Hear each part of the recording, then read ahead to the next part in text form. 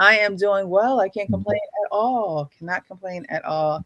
I could, but Nobody's listening. Nobody's I'm listening. allergic to complaining. Right? It's just like you just go on and see another day. How are you? 3 a.m. Thank you and welcome. Can you hear me? Yes. Yeah. What's going on? What's going on? What's going on? What's happening? Another fun night. Yeah, it should be. We'll see what she got in store. We'll see. We'll see. We'll see what's happening with these videos. I gotta see. Well, speaking of the videos, we're just gonna hop right on into it. Again, hit that like button if you're here. Definitely subscribe to the channel and tune in. I will drop the link for those who want to join. I do have to see your face behind stage. You don't have to have your screen on the entire time, but before I put you up on the stage, I do have to see your face, your entire face. Okay, and if I get some bad VBGBs vibes, just know that you can still watch, you can still engage in the chat. But I don't do disrespect. I don't do any of that. So those are the rules. We'll drop the link a little bit. We will have some more people joining us shortly. So definitely make room on the panel for them, gentlemen. Okay. All right. So this first video that I saw, tonight we're going to talk about, the timing of relationships, friends, and relationships and things of that nature. But this first video that I saw is more so one of those "Am I the asshole?" videos. I like when people call in or write in or wanting the general public's advice, because I think it's always funny when people they really are looking for advice, child. They really looking for someone to tell them what to do in their time of despair. And I don't knock it. I just say you got to weed out everything. You gotta discern certain things as well. But we're gonna get into this first video, and you guys let me know how you are feeling about this. The asshole for threatening to call. Hold on now. StreamYard like to delay. Come get my husband's. Let's start from the beginning. Am I the asshole for threatening to call CPS to come get my husband's affair baby? Affair baby? Oh my gosh. Here we go. I'm 53. My husband is 47. My husband had an affair and I forgave him. Problem. That forgiveness now comes with a love child. Jeez. The tramp he cheated with is 22. Wow. She dropped the baby off at his job 4 months ago and said, "Here, you have it. I can't do it no more." We have not seen or heard from her since. Okay. I allowed the baby to stay so long as I didn't have to do anything. And I mean anything. Wow. That's so unrealistic. It's guy. About a month ago, my husband had a heart attack. He's still alive, but is very weak and is incapable of doing anything for himself. Since he can't care for himself, he definitely can't care for an infant. He can't even do drop off and pick up at daycare. I have been helping out, but I'm done. My kids are grown, and I shouldn't have any grandkids anytime soon. I have no desire to care for a baby. I told my husband I want a divorce, and I contacted the tramp's parents. Wow. I know the father through some friends. I said that they had until Friday to come get their grandchild, or I was calling CPS. Wow. They scolded me for being so cold towards a baby who had done me no harm. I honestly don't care what they think. My husband is recovering, and I'll be moving out soon. I work, and I don't need anything out of this marriage except for myself. My kids tried telling me to stay and help their father. I said, "You're welcome to come over and clean him and the baby." My God. Both of them declined. I thought it was a fair offer. I do not feel that I am doing anything wrong, but my husband, our kids, the baby's family, and a few mutual friends think I am. So tell me, am I the asshole? Okay. So before they get into it, what do you guys think? Is she the asshole for wanting to call CPS on? You know what? I know it's not her, the lady who was reading it, but she put too much feeling in it, so I'm blaming it on her. You know what I'm saying? She did such a good job. I hate her. No, listen. Wow. Actually, tell you She's the an truth. attorney. She got to, she Yeah, knows. she's pretty good. She's Listen, dramatic. I don't know if I blame her. Mm. I really don't know. I think the her demeanor is not proper, but I understand where she's coming from, and I can't blame her. She should try to get the kid over to the grandparents, the blood relatives. If her husband recovers, he still have some connection to the kid. She wants to divorce him now, but she should have never said she forgave him, because clearly she didn't. Right, because if you forgive them, you forgive everything. Right. So clearly she didn't, and sometimes people get that mixed up. So that's not 100% demerit, but I was going to say, especially women now, they say shit, but they don't necessarily mean it. So I'm just saying, I really don't really fault her with the overarching story. He can't take care of her. She don't want to take care of the kid. Ain't nothing worse than an unloving person trying to raise a kid. Oh, yes. That's horrible. So I mean, I think that was easy. I mean, I try to be fair, so I don't really hate her for that. She probably have an ally for me. I would just say she got to have a little better bedside manner. Okay. I mean, she obviously didn't forgive the guy. Like, if she bringing that up, and I mean, she has a right to feel the way she feel. But like, he just had a heart attack. Like, what are you talking about? Okay. I think like, okay, and well, the and is have some compassion, lady. Like, you don't expect people to have a heart attack while they're trying to raise their kids. That's just something that happens. Like, and she talking about getting a divorce. She probably wanted to get a divorce soon as she found out he was cheating on her. Probably. Right, which is what she should have did. That's what she should have done. Right. I think that a lot of times women will push this false narrative that, oh, I forgive him, and it could have been, thinking that it was a power move. Like, if I forgive him, then, he has to bow to my every word, or he has to do everything that I say. But when you have a child that is a constant reminder of what you say that you're forgiving, if you're not showing that in action, then you don't forgive him. And I think in a lot of states, if a man has a child with someone else, isn't the wife held responsible for this child in some states? Like, no, it's the opposite. Oh, if a woman has a kid, if a married woman has a baby, the husband is responsible for the kid. And in some states, even if there's divorce for, I think, 1 day less than a year, if she got pregnant, he's on the hook. In every 50 states, there's a presumption of paternity, which falls on a man. There's no laws out there that favor a woman over a man. I mean, favor a man over a woman in the United States. I want to hear one. I really do. Yeah. So I guess in this case, she, like I was saying, she's free to walk away. She forgives him. Right. She should have just been honest with herself. Exactly. She should have just been honest with herself and said, you know what, this is a bit too much for me. I don't think I'm going to be able to get past it. Because again, if you forgave that man, then you would take what comes with it. Right. And a lot of women are not built like that.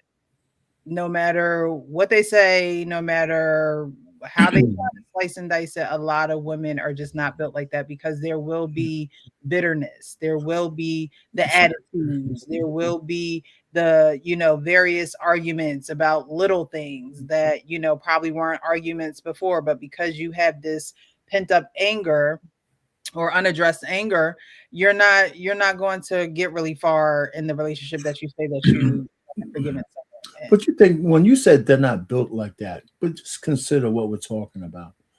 A lot of women forgive their men for cheating, but there's a caveat. One, you don't embarrass them. You don't bring home no disease. And the line that's really probably in the sand is don't get nobody else pregnant. Right. So yeah. So I mean, it's not like there's a tolerance level that he just jumped to. He just went right on. He just put it on. He went from 0 to 60. Right. So at 60, it's over. And she should have never forgave him. She should have never thought, let me acquiesce to this. It was a 22-year-old woman. It would have been less painful if she was 30. I don't know. You know what I'm saying? The guy cheated, gave a woman a baby. Because for women, it's emotional. You know what I mean? I can dig it. For men, it's like, yeah, I had sex and I produced. That I naturally that's what my body naturally does. Not saying that you should be all frivolous and willy-nilly, while you're married, but I'm just saying that a man doesn't attach certain emotions to it like women do. And for her to say that she forgives him is a lie, because that's something that you got to go talk to the lady about. It's not, oh, I forgive you, honey, because the emotion in a woman is going to be there. Like you said, women, they're, if you're going to do it, don't bring any diseases. Don't have nobody coming to me, woman as a woman, and don't have nobody just dropping off a baby. Exactly. But let me not correct one thing, but let me just kind of put one thing where we're comparing apples to apples, right? We said the lady's emotional, sex is emotional, that kind of stuff. The cheating is the emotional part. Let me tell you, if a man's wife is cheating on him, he's emotional. He's emotional. He's irrationally emotional. So if we compare both sides, she got cheated on, so she has a right to be emotional about the cheating. But let me tell you, there's no man is like some stoic being. If his honey's out there banging somebody else, he's emotional just like a woman. Not like a woman, but he's emotional. And when men get emotional like that, sometimes it's dangerous. I would agree. Yeah. I mean, I'm not saying, I'm just saying that as far as, I believe that when men get emotional, they know how to compartmentalize certain things. Yeah, you're right about that, but not about his woman getting banged out. Right. But he also right probably would say, you know what, I'm out. I'm done. There are some men who will stay, and now the marriage has gone its separate ways, and y'all just doing whatever, but you're staying. Yep. Right. But men, that's usually a deal breaker for men. Like, I'm out. Right. So for women, they will say that it's a deal breaker, but they also still have their situations and circumstances where they will still stay with the man. Mm-hmm. And staying with a man who has a child, who now the child is now in your care, and now your husband can't care for this child that he cheated on you with. That's a lot for a woman. Like, I don't know how a woman can look herself in the mirror and say that she can do it. It's tough.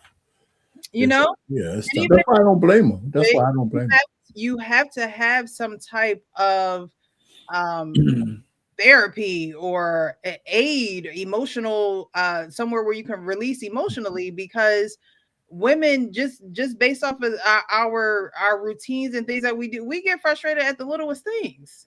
So having a child running around that don't have not an ounce of your blood in their body can be frustrating, and it can be an adjustment emotionally, and you already trying to adjust to your husband having a child, cheating on you, and having a child on you. So I don't think that, I think that when women say, oh no, I forgave him, we're back, and I'm okay with this, I don't think that they're really telling themselves the truth. I think that they just continue to want that fantasy of the relationship, or don't want other people in their business, or don't, like, you know what I mean? They're trying to run away from something that's not going to leave until they really address how they truly feel about it. Absolutely. I mean, it reminds me of Game of Thrones, right? Catelyn Stark, she hated Jon Snow for his whole life. The hubby brought him home. She hated him. Did you? I don't know if you watched. I've never seen it. I've never seen it. You never seen it either. 3 a.m. Mm-mm. You know, what am I doing on this panel? No Game of Thrones over here. Yeah, that's okay. It's cool. People did get wrapped up in it. That's for sure.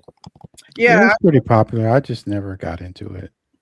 I like those kind of shows anyway. So I'm a movie crazed guy. So, and a series like that was right up my alley. But I think she should have. I think the moment she found out, she should have made her decision right then and there. Like once she processed it, once she took some time, she should have either been like, okay, I'm gonna stay and I'm gonna help, or I'm gonna leave and that's gonna be it. Like not stay and then help and then, all of a sudden, I want to get a divorce. Like you should have did that in the first place. But 3 a.m., let me ask you this. You could make a decision to stay and help, but that's the kind of decision that you have to keep making.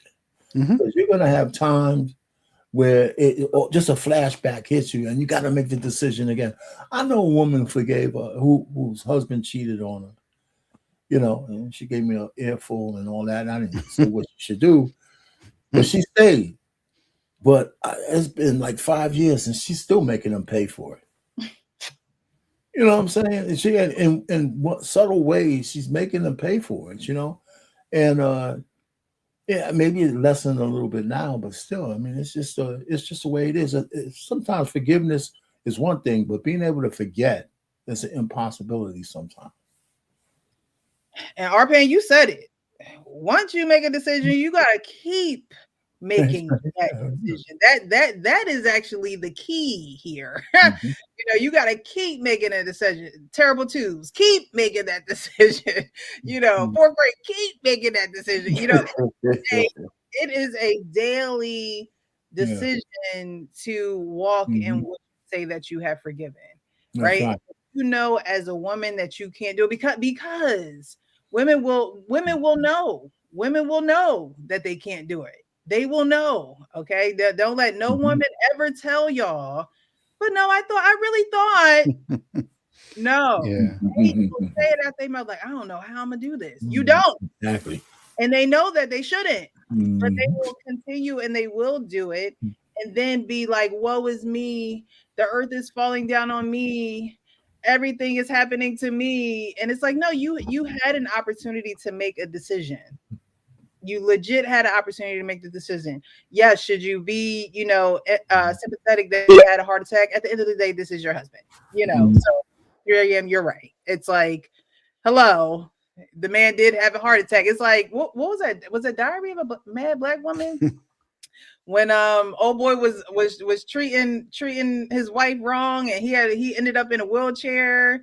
And Christina's not here, you little whore. Pack your clothes and took all your money. It's like one of those situations where it's just like, you have a decision and you make a decision that that you're going to struggle with, so then everyone can feel sorry for you to get you out of the decision that you had a choice to make in the first place. And so we as women have to be real with those things. If that's not something that you can handle, just be upfront and honest about it. We're all adults. He made a decision that he made, and then the outcome was the outcome, but you also have a decision to make. And you're right, Frank, she picked him. But at the end of the day, I agree with Arpan. She picked him. She kept picking him. He picked her. He kept picking her. And so if you're going to pick each other, you can't necessarily pick apart things about each other. You got to pick the whole person. And the whole person is, he made this decision and he did what he did. But if you can't move forward with that decision, then at that point, you're not picking him anymore. That it's simple. You alleviate a lot of the issues down the road, right? Because now you got to find a home for this child. The mom just left. I can't do this anymore. 22-year-old. The grandparents are like, why are you calling our phone? We don't know the little thing. And it's like, this is your blood. You know, I wouldn't agree with the child going into CPS because both Leon and I have been in the system, foster care, adopted. So I don't necessarily agree with that. However, if that is what has to happen, I hope that the child is placed with parents who who give a damn about the child, meaning that, you know, I'm choosing, like you said, our pain daily to love this child. But at the end of the day, it is, you know, a issue I think that more people go through than not. Well, you know what, though, here's what I would give a benefit. It depending on the health of the grandparents. Usually, I don't think that's probably that big of a deal for them taking them in. I mean, one thing Black families do, I believe, is taking illegitimate kids if they're around. I know in my family it's been like that, you know. So I think in a lot of families, the burdens have always been put on aunties and grandmothers and all that kind of stuff. So depending on their health, you know, they might, and I would imagine they have more than just one son, maybe. So they might have got help that way. So, you know, so I don't know. I can see them saying, you know what, you know, you got to send them to protective services because we're not going to take our blood in. I really can't see that falling off. I say Black people, but I'm not used to seeing Black people do that. You know, unless there's a lot of estrangement. What? I'm not used to saying that. I mean, because that's my family, right? I mean, we have so many illegitimate kids in my family. You know, after, you know, Gen X, we have so many and nobody ever went hungry. They all even had college educations. And their mothers only had arrested development. They graduated college maybe 5 years late and all that kind of stuff. And so maybe my anecdotal experience isn't good enough, but all the illegitimate kids in my family had a chance. All of them. You know, so I don't know. Yeah, I thought she froze a little bit over there. Oh, she wasn't responding. Yeah, so I said, "Wait, she's giving me the death stare." You know, I'm getting the death stare over here from. She give you that poker face. I said, you know, I was gonna say she froze. She froze a little bit over there. No, but that but is your a experience, like a lot of, you know, Black families just throwing their kids. I mean, your experience is probably, you know, it's a lot different than mine. So you went through real stuff. You know, because I was adopted, you know, and my family didn't adopt me. Like you know, how some families will keep the adoption in the family, but you know, my situation wasn't like that. But I see what you're saying.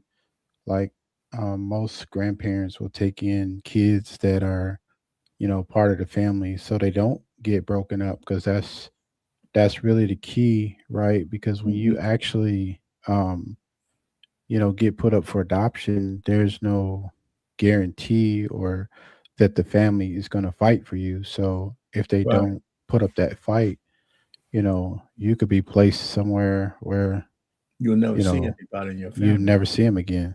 And so, you know, it varies, right? Like, so, you know, a lot of families don't want to take on that burden. You know, some families, they just want to live, you know, in their little circle, and, you know, they don't want that routine broken up, you know. So it just depends on how you know, how your family dynamic is, you know, and if they're willing to actually take it on. Once I started saying that, I realized it's probably, I don't want to say, but I didn't want to say my family is unique, but I know it's not. Maybe it's not as common as I thought it was. You know what I'm saying? But you know, welcome back. Are you back? Yeah, you were frozen. And you had the. It was like, giving us the poker face. Yeah. You know, it was like, oh man, I said, what did I say wrong? You know. I don't know what happened. My internet just went out and then it came back. I don't. It's not back. What's up, Coach?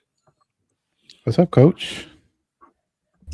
Hey, Coach Frank. How y'all good people doing? What's up, Precious? How y'all doing, man? All right. Good. This is gonna be interesting and knocked all of my. Is it raining where you are? Because it's raining here. Maybe it's pouring down. You're in Maryland. over here. Yeah. I'm sure it's not too far away, but I'm like, hold on now. Now I'm scared every time I look up. I don't know. No, everything looks good now, but maybe it's on what you're looking at your controls. But we hear you and all that kind of stuff. Everything just went to loading and then it just left. Yeah. Well, Yeah, I figured you wasn't saying nothing. No, I don't have the Obama Wi-Fi, and that it's crazy with Wi-Fi and all the things you pay for. It's like you pay, and then over time, it's just like, how am I paying like $50 over than what I started? Like, ain't nothing changed. Don't be talking about my man Obama. That's All right, so I know that Coach Ferg didn't see that video, but we're gonna move on because I don't know how Okay, what's next? Yeah, move on. What's next? next? So I have this, and before we get into it, I saw a couple of videos about women being hard to get or playing hard to get, and so I came across this video, but I came across another video. But before we get to the second video, I want you guys to give your reaction to this video. And we'll see if what you said stands true for the video that follows. Okay. Why did you pop? I mean, you're a great guy. There's no reason. What? She don't like what he got on. You don't know why? You're an indecisive woman. Oh shit! Hold on, what you got going on? I could tell. Are you? Yeah. I like that. You got to have patience for an indecisive woman. Hey, I see you, huh? I mean, Don't look at me with them. but I'm saying that was you hurt in the past? That's why you're indecisive. Yeah. I could tell. You want your balloon back? Damn. You don't want your balloon? I do. I want my balloon back. Yeah. Can I have a balloon, please? She can't pop her balloon. Okay, is this a match? Yes. Yes. It's your girl. Yes. What we talking That about? was a master class, huh? These Yeah. young niggas be talking about applying pressure, but you showed them how to apply pressure, but with finesse. Woo-hoo. You got it. So did he apply pressure with finesse, or did he make her think something that she wasn't necessarily thinking, or go along with something that she wasn't trying to go along with in the first place? Go ask the light-skinned lover boy down there. I bet you ain't shit. Listen, man, shout out to Gen X, man. He instead of him panicking about it, he just tapped in. He looked us straight in the eye. And you can tell a lot about a person when you look him in there. And he spoke to her, looking her in the eye. You see how she, so, and I think that's a lost art that guys don't understand. Oh, yeah. Because they sisters been telling them they ain't shit all their life. They cousins, they be around black women all their life. And when you see your peer, a woman that you might find attractive, because she was nice to be I think she could be in her late 40s, 50s. She had a nice body, but again, it comes down to what she may have been through, the confidence that she exudes, and he was able to tap into it without panicking just because she about popped the balloon. But I will say this, the other women picked up on the fact that she was feeling him. So they knew they didn't have a chance and, bow out. Yeah, that's what. You know what I'm saying? So salute to both of them because she didn't allow her fears to stop her from getting to know a guy that could possibly. Can I correct you? He didn't let her allow her fears. Yeah, there you go. But yeah, he did not let her. Usually that was her defense mechanism. Yeah, and he saw right through it. Yeah, he saw right through it, and impressed her because she knew what she was doing. If he backs off, then I'm saved. And he said, no, wait a minute. Yeah. Wait here. Come here, you. That's all he did was come here. You think you running? Exactly. You think you running from his 6'5"? Come here. I'm your dream guy. You know what I'm saying? Next time you go see a guy, don't look at me in the eye every time. Oh yeah, he was. And she got to look up. Come on. And it's weird because at that age, it's like you popped, and when when they ask you why you pop, you say you don't know. What do you know at this age coming on this Pop the Balloon She show? was intimidated by my man a She little ain't bit. herself, Precious. Oh my That's the God. mindset of a modern woman. Well, she like you said, she's 40s. Modern woman. I don't know why I pop. Maybe because I don't know. Come here. I'm gonna show you why you pop that Oh, balloon. you got it. Yeah, you got it. Put it. Come here. You gotta do it deliberate. Come here. I used to do it all the time. Come here. If they hit you with the then you just roll with it. There you go. See? All right. So before we get into the full conversation, I want to play this video, Lord. and then we'll talk about it as a whole. Play hard to get. Hold on. Oh my God. Shit. This dude hilarious. Here come this dude. This dude, wow. Right. So we know he has a Pop the Balloon show as well. He does it for like the senior edition. He does it for those who, you know, are middle-aged adults as well. Versus wigs. And he has this round table discussion ever so Oh, I often. didn't know he went that far. Wow. Might be, yeah. He wears the wigs. Because Another question. he was on the original show too, right? I mean, he was on that Yeah, show. he was on Right. one of them He shows. was on the original Pop the Balloon show. Mhm. Don't play hard to get.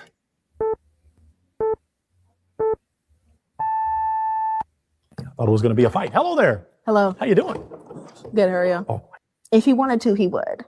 You know, if I you're agree really with that. interested Yeah, in a we just woman, then debated you'll keep going. That's No, not in today's society. In the Me Too society, if you say no, no means no, right, ladies? Yeah. So if you tell me no once, I respect you enough because of the history. I'm backing off. I'm backing off.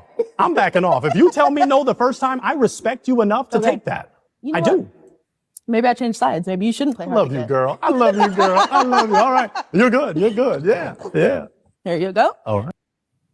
So based upon the two videos, right? You have one kind of guy that is like, you don't know why you popped, but you know you like me. You know, there's something here. And then you have another video where a guy is like, if a woman says no, she popped that balloon, that's it. That's all. I'm not trying to, go any further, because in today's society and in today's environment, dating environment, it takes one wrong move or, one wrong statement, recording, it's out on, so whatever the case may be. And I'm out of there, I'm done. Society's going to look at me like I did something wrong. So as a man, how do you guys kind of teeter that, walk that fine line of let me try a little harder versus if she says no or she's not, feeling me? Because you heard the woman say, well, if he wanted to, he would.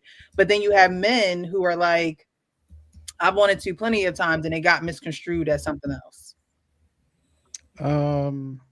Somebody say they not feeling me. Okay, have a nice day. Like, I'm not, I don't want you trying to make a scene. I don't want you recording. If I like somebody and she not feeling me, okay, I go to the next. It's not, we used to getting rejected. Like, that's been our life. Like, the woman that wants to be with you, you'll know it, and sometimes, when you talk to people, like when you're out, sometimes you just like to talk to people. You don't have to get their number. You could just have a conversation, Yeah. It just depends on the vibe that the person is giving. Yeah, Okay, so if you was the guy in the Pop the Balloon, you wouldn't have questioned her pop. You would have just been like, okay. No. I think a lot of stuff is circumstantial. I mean, you got to read the room. Like, he's not, when a no to something physical is easy, right? That's enough. But a no from a conversation where that was coming from, that I didn't see any way to retreat. So, I mean, I know we're comparing those two things.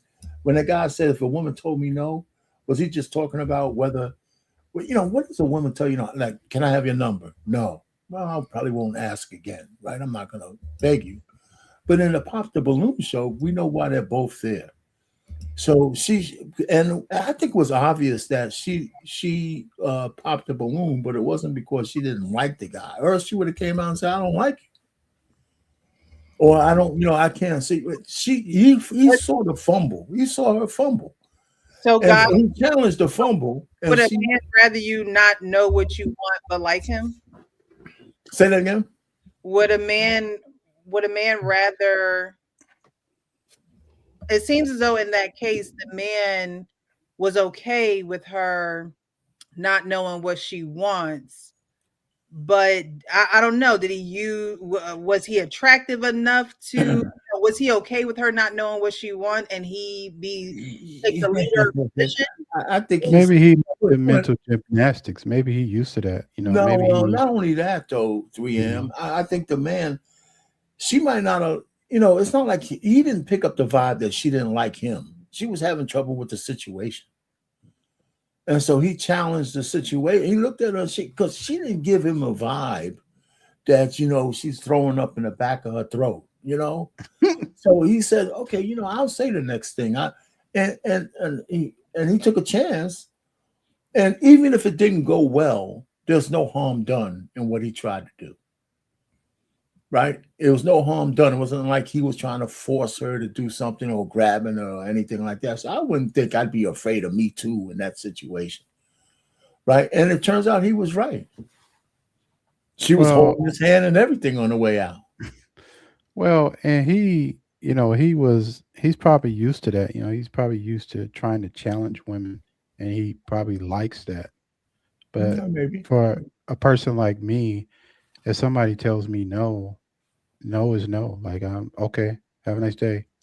Man, that's crazy. I want to make for good conversation. Hey, Frank. What's going on, Frank? What's happening, man? I say it's what's good, up, Frank? John? What's good? What's good? What's up with you, man? Dad gang. Salute to you, man. I say it's crazy because this past Saturday, I went to a college graduation. My nephew graduated college, right? Salute to him. Congrats. And after the graduation, I went to sit down on this stone bench. I'm sitting out there under the shade tree. Two women and it might have been a teenager, looked like an older teenager. They walk up, excuse me, can I sit down on this bench? The first thing out of my mouth was like, no, y'all can't sit here. Well, we gonna sit here anyway. And I said, well, have a sit on down there and let's sit under the shade tree. And we talking. She's married. Well, she's widowed now. The husband just passed away, sons. And you know what I'm saying? And I could have just, but I'm past all that. If I was single, hey. But I was like, you know what I'm saying?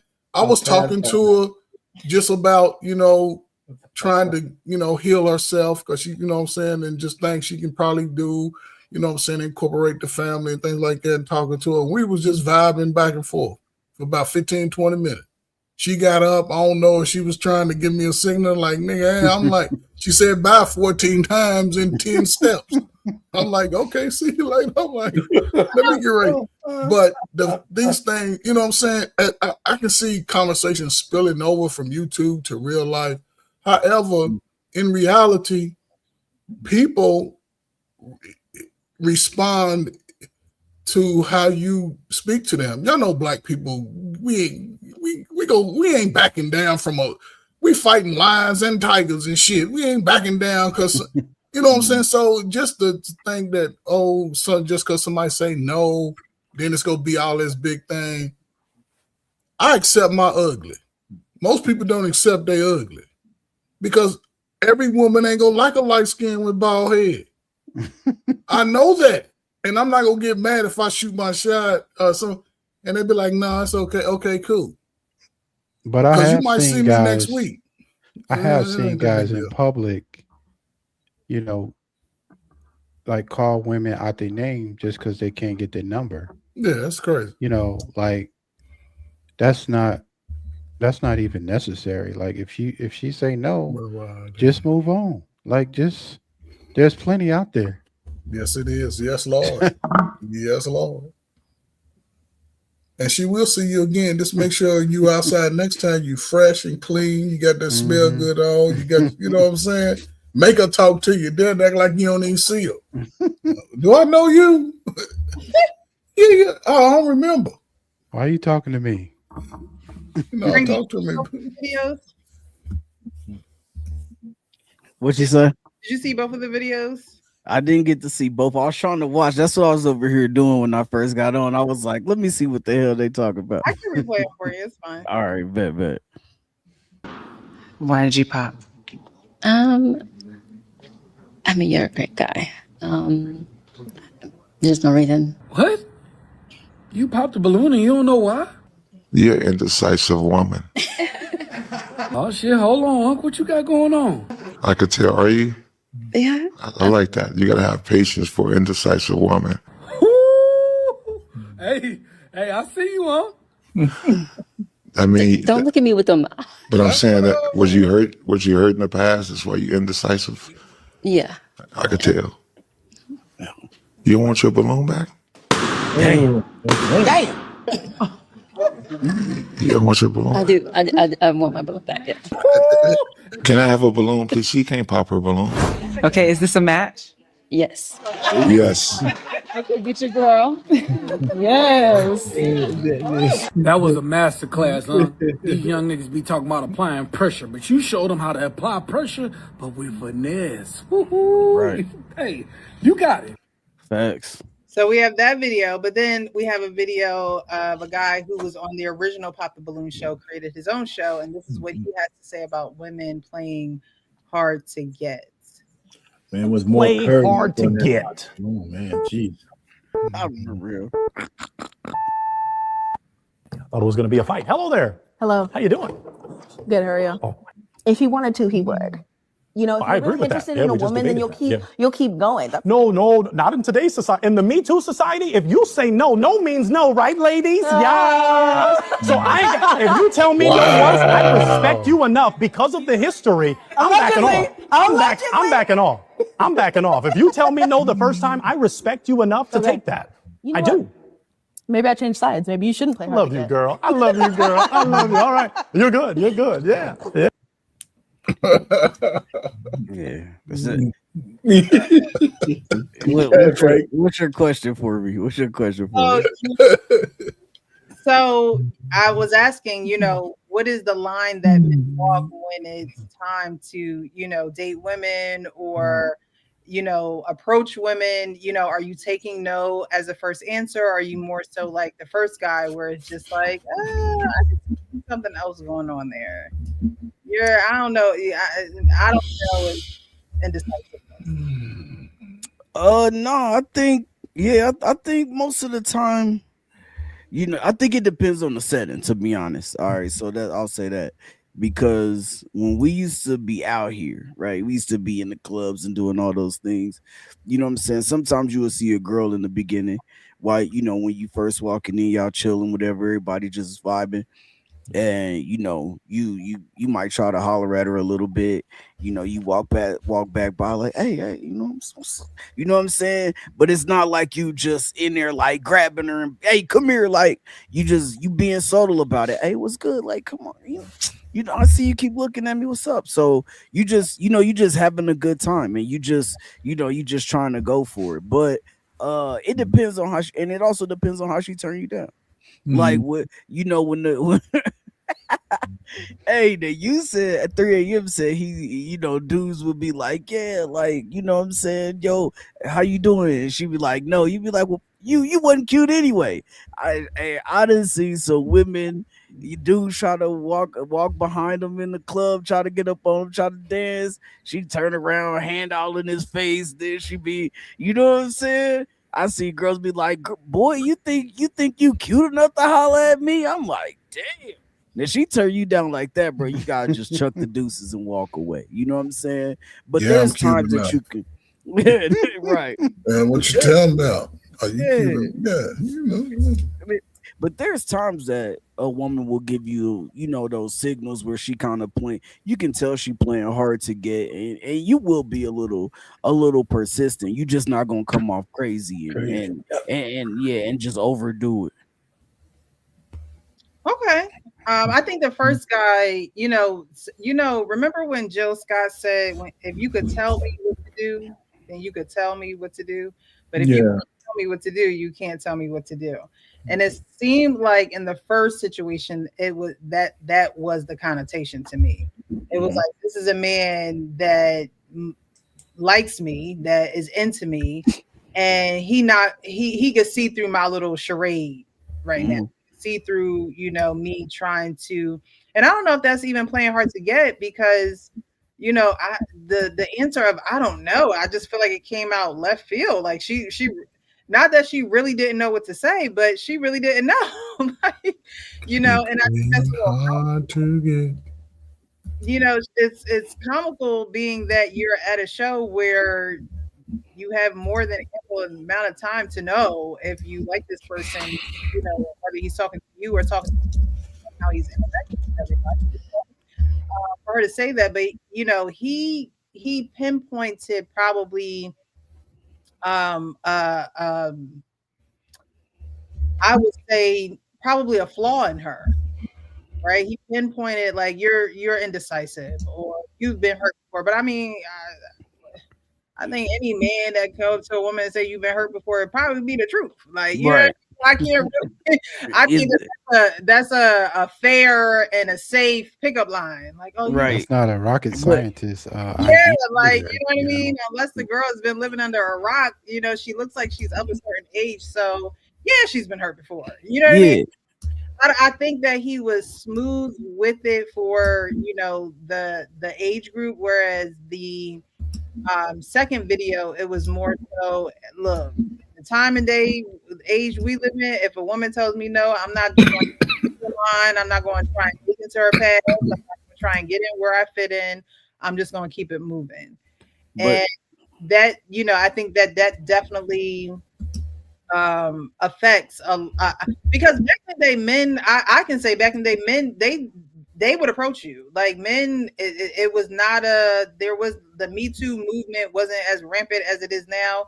And the men with confidence, they would approach you, flirt with you, they would, play with you. Like it just would be like, all right, like, geez, stop. Like, but you could tell that was his playfulness, and that's how he showed that. Nowadays, men aren't like that, and I can understand why, because women are just so fickle nowadays. Back in the day, women would play with you too. They would, they would go along with it. But nowadays, women just, they act untouchable, and so the man feel as though he doesn't have that reach towards them because of how serious everything has to be. Well, a big part of that is the Don't Approach Me movement. And if you don't know what that is, that's the girls that was making videos. If I'm at the library, don't approach me. If I'm at the grocery store, don't approach me. If I'm at the mall shopping with my homegirls, don't approach me. If I'm in the club, don't approach me. Like that's what that comes from. No, I'm just saying. I'm just saying there was a lot of women saying like, when I'm in the grocery store, I'm not looking to get hollered at. Well, I wasn't coming to the grocery store to holler at you. I came in here to look for some turkey neck for this turkey neck boy, and I didn't came in here for that. Some corn on the cob, some potatoes, and I looked over and I saw you, and I just wanted to come. Hey, I wanted to come say hello, but. The women were, well, I didn't come here for that. I came here for, and so that's what it turned into. And it's like, well, I don't go to school to meet a man. Okay, you don't, but I see you and you're beautiful, and I want to say hello. Like this, whether it's before class, after class, like, you know what I'm saying, whatever the case may be. And so once that, I feel like once those type of movements started to take off, it took the air out of the sails. You know what I'm saying? And then just not only that too, it's also the thing where if that was an ugly dude that she didn't like right there, she would have felt repulsed. But a part of me just felt like she popped her balloon so she can exclude herself, so she could save her. Like, how some people try to save themselves the embarrassment, right? And he didn't even have to embarrass her. But I've seen on pop the balloon shows where girls would just pop the balloon and be like, well, you know, there's a couple other girls right here, just because. And then on the other one, Arlette be like, yo, like, why are you just ruling yourself out? Oh, like, I don't know. It's just like that self-esteem part of that where they just like, well, okay, there's 3 of us, only one of us is gonna get him. I think he's attractive, but I'm gonna take myself out of the competition and save face. And I think that happens a lot on those shows. Yeah, there was a few months ago. There was a woman. The guy was taking her out on a date, and he told her to be at a certain place at a certain time.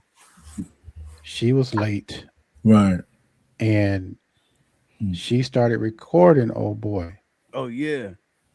And he took her. I think he wanted to take her to Cheesecake Factory, and she said, I don't do Cheesecake Factory. That's an old one. Oh yeah, that's an old one. That's the one where she made him wait in the car for an hour. Yeah. But she wouldn't have to go to Cheesecake Factory if she actually was following his lead and actually doing what he asked her to do, which was to meet me on time so we can go. I want to take you someplace. She didn't know where they were going, but if you're gonna go on a date, at least be ready when I say be ready. Yeah, but right, you're right, 3M. But that date should have been over right then and there. For sure. The guys placate women a lot on things like that. I wouldn't have had no tolerance for that. I would have been gone. I wouldn't have no tolerance. I'm not waiting no hour. You're crazy. I mean, and that's the thing, I mean, it's not like I'm some kind of, I never fancied myself some kind of Casanova, even when I was halfway decent looking. But I just couldn't let people play games with me like that. Right. It was crazy. And so, well, that was back in the day. Well, no. I would be the same way right now. I mean, I'd be worse off, man. If I was singing today, I'd be worse. Yeah, maybe I'd be worse. I'd be worse. I know me. I'm glad I got off the streets. Yeah. I think the point really is men should be more like what we're saying, and that's why we have so much problem in the pool. Men keep trying to swim with the sharks, man. If you don't like shark meat, man, you got to repel them, and that kind of stuff. But men, we got that scarcity mindset. If I don't get this one woman, my life is over. So I'm willing to do anything, and that's a mistake. But that's part of the teaching, though. That's part of the teaching what men have been taught since they gave us my favorite generation. That's part of the ideology. Most men today put the woman first. They listen to those songs mama's playing. They listen to aunties telling them, you know what I'm saying? So I think we saw a great example with the first video with the one I saw with the tall guy, right? Women act a certain way to the guys they don't like compared to the guys they like. If you got that build, they gotta look up to you, and you got that little tone in your voice, and you looking them in the eye. They getting moist, and fingers get to sweating, and toes. That's the word voice. Okay. Toes get to slipping in their peep toe shoes, and underarms get to getting musty. But again, you're talking to Frank. You hear around here when you said women disqualify themselves, right? Because most women are not confident in who they are. She's not confident, and instead of saying I'm just not confident, they will intentionally do something to disqualify themselves just because. Right. But then they'll be complaining about men ain't shit the next day when you are in a position to probably meet a good guy, but he's not giving you that excitement. You know what I'm saying? He's not talking to you aggressively. Hey, come here. Get your broom back. Okay, I'll get it back. Hey, look though. In action. It was that was masculinity in action. It wasn't like he did anything by force. He didn't, belittle her. He didn't, use that flaw of not knowing what she wants against her. He leaned into it, and made an avenue for himself to say, I ain't a doctor or nothing, but I mean, we could go on a date just to see, what I mean? He didn't disqualify himself. And I think that that's the difference between men and women. A lot of, I think a lot of men disqualify themselves too. And I don't think that should be the case. Of course. I think that happens as well on the woman's watch as on the man's watch. But in that case, he didn't he didn't make a way of escape, but he also wasn't holding her by force. You know what I mean? Like, he wasn't trying to let her go, but it wasn't like, I'm this creepy, guy. Now, hopefully that's one of the ones where they have the updates, and hopefully it's a good story and not a horror story when Gillette, or what's her name? Arlette and her husband, because I just saw one that they did a follow up. That was a horror story. Not a good match. Like, it was not good. And at the end, what I concluded from it was the woman wasn't being honest. It is one of the things where the woman, she said to him, you're not necessarily my type, but no, with women, you can't reinvent the wheel.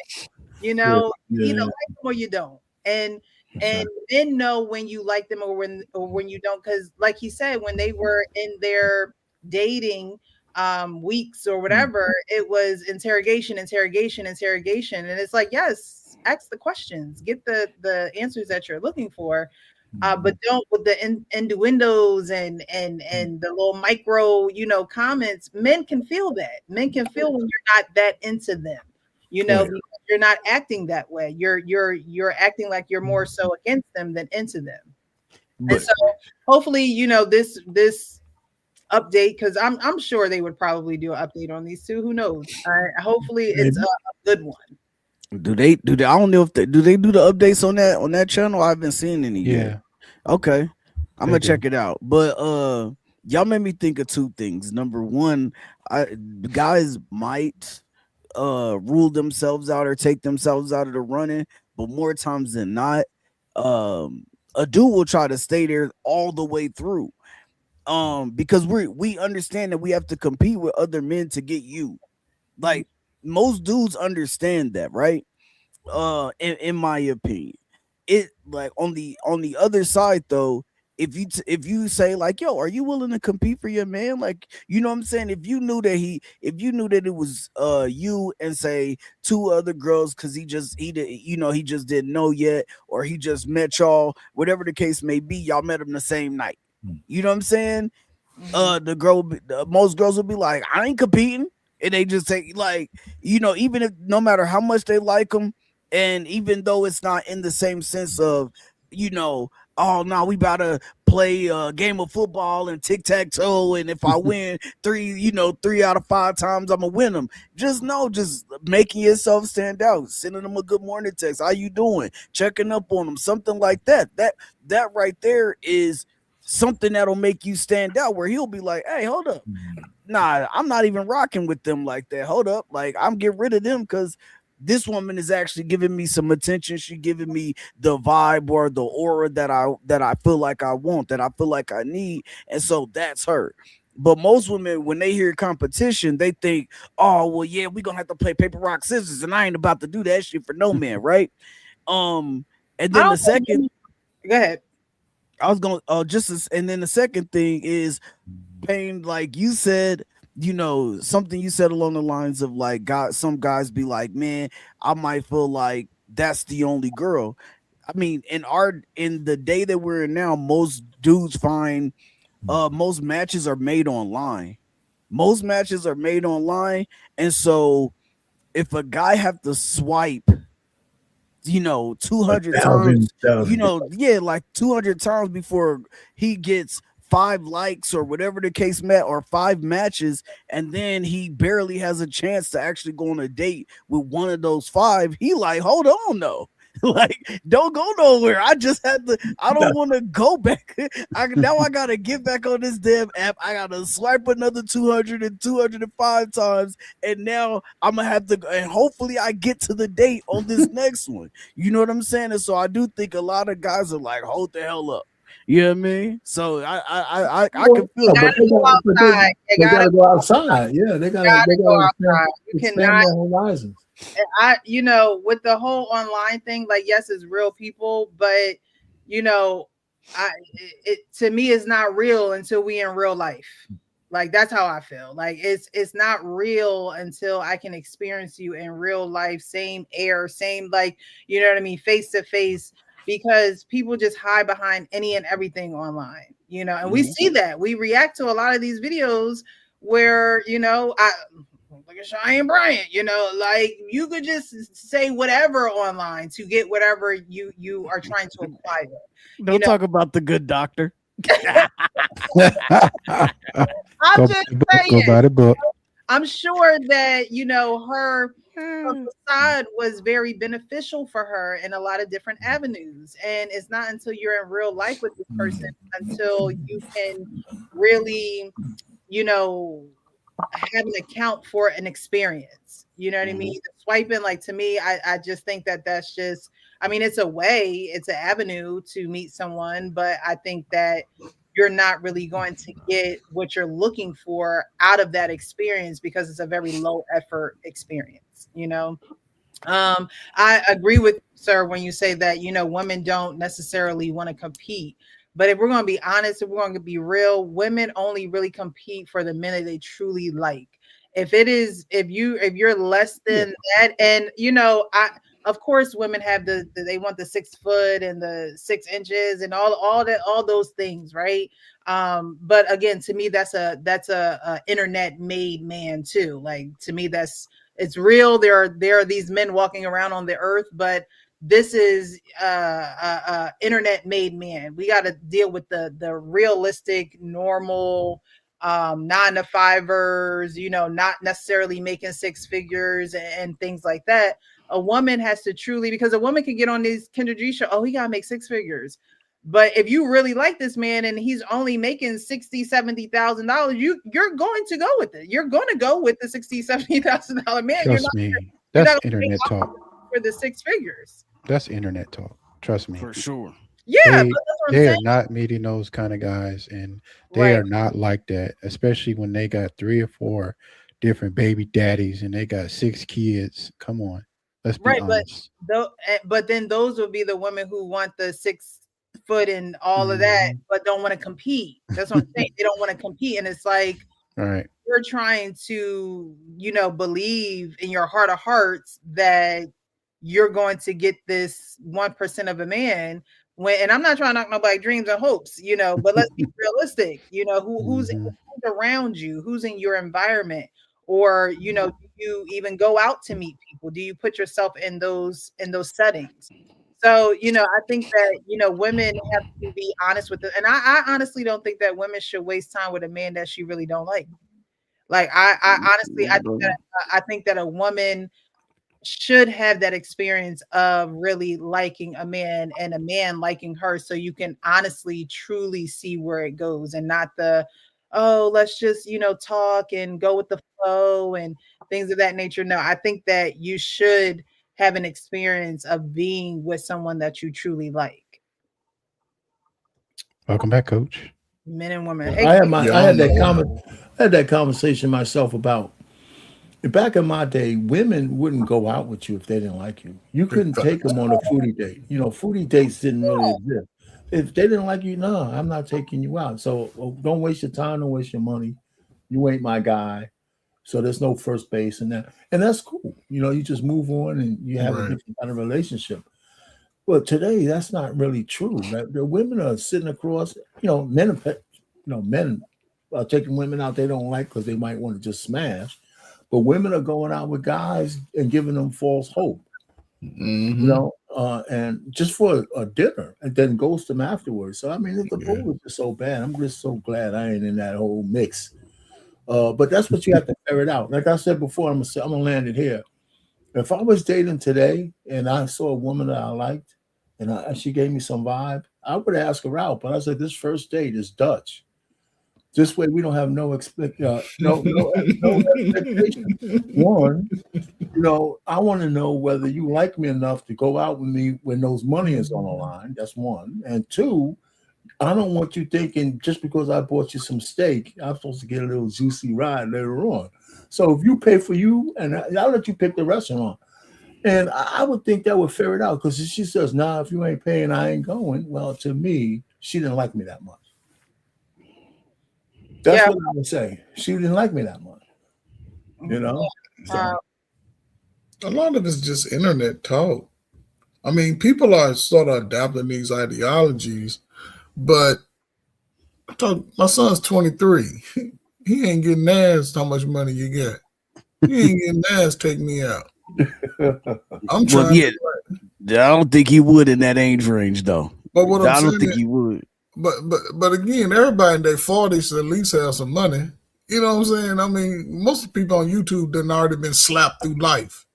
They got a story they can tell you about the baby mama, baby daddy, married, divorced, the girlfriend. Everybody got a story. So we hear it all the time. We try to, it ain't never none of us on the panel. Shout out to Rick. Not me. I make $100,000, but I've been here all day since 9 o'clock. No sense to me. But, I mean, I think if people be real with themselves and just accept, like I say, when you accept your ugly, it's the most fulfilling thing you can do. Yeah, believe it or not, in my prime, all the girls didn't like me. When I had hair and muscles everywhere, chest sticking out, I could dance. You know what I'm saying? I had a little rhythm. Man, every woman didn't say, okay. And that's part of just the learning curve as a man. But I guess when you have the early experiences, you know what I'm saying? And then when I don't know, man. I appreciate, the more I come on YouTube, the more I appreciate my mother in telling me about women. You don't run behind a woman. If she likes you, she'll come to where you are. She's not going to shame you in public. And my father, he told me, well, he was different. My father had green eyes and shit. I bring a girl around, they want to get with my daddy. So it was just different. But my daddy raised 5 girls. None of them were pregnant before getting out on their own. Most of my sisters are married. 4 out of the 5. The other, you know what I'm saying? But I say all to say because I'm not gonna take our Pain's Bad experience and attach it to myself, and I ain't even lived it. Right. I gotta go through that. And we swear we black and we Christians and we know the Bibles, but don't it say, I could have sworn, maybe I'm wrong. I'm slow sometimes. I went to public school. I paid with the private school, Catholic school. Finding a wife is one of the hardest things a man could ever do. We can fight, we can box, but to find that good woman for me, that shit is difficult. I can't do it because Precious, 10 girls told me no. The ones I like them slim, thick, with the big booties and the breasts and the fake white girl hair and shit. They keep telling me no, Precious. I don't want a dark-skinned woman because my kids is going to be ugly.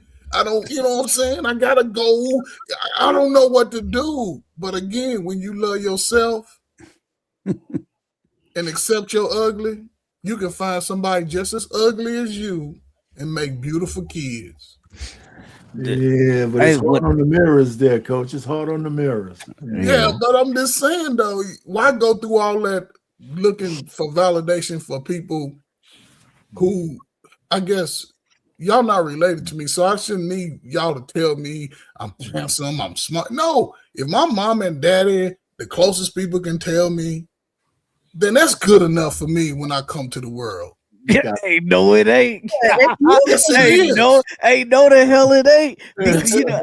You know why I'm gonna say it ain't? Because this is what happened. This is what happened. Mama oh yeah, my baby beautiful, right?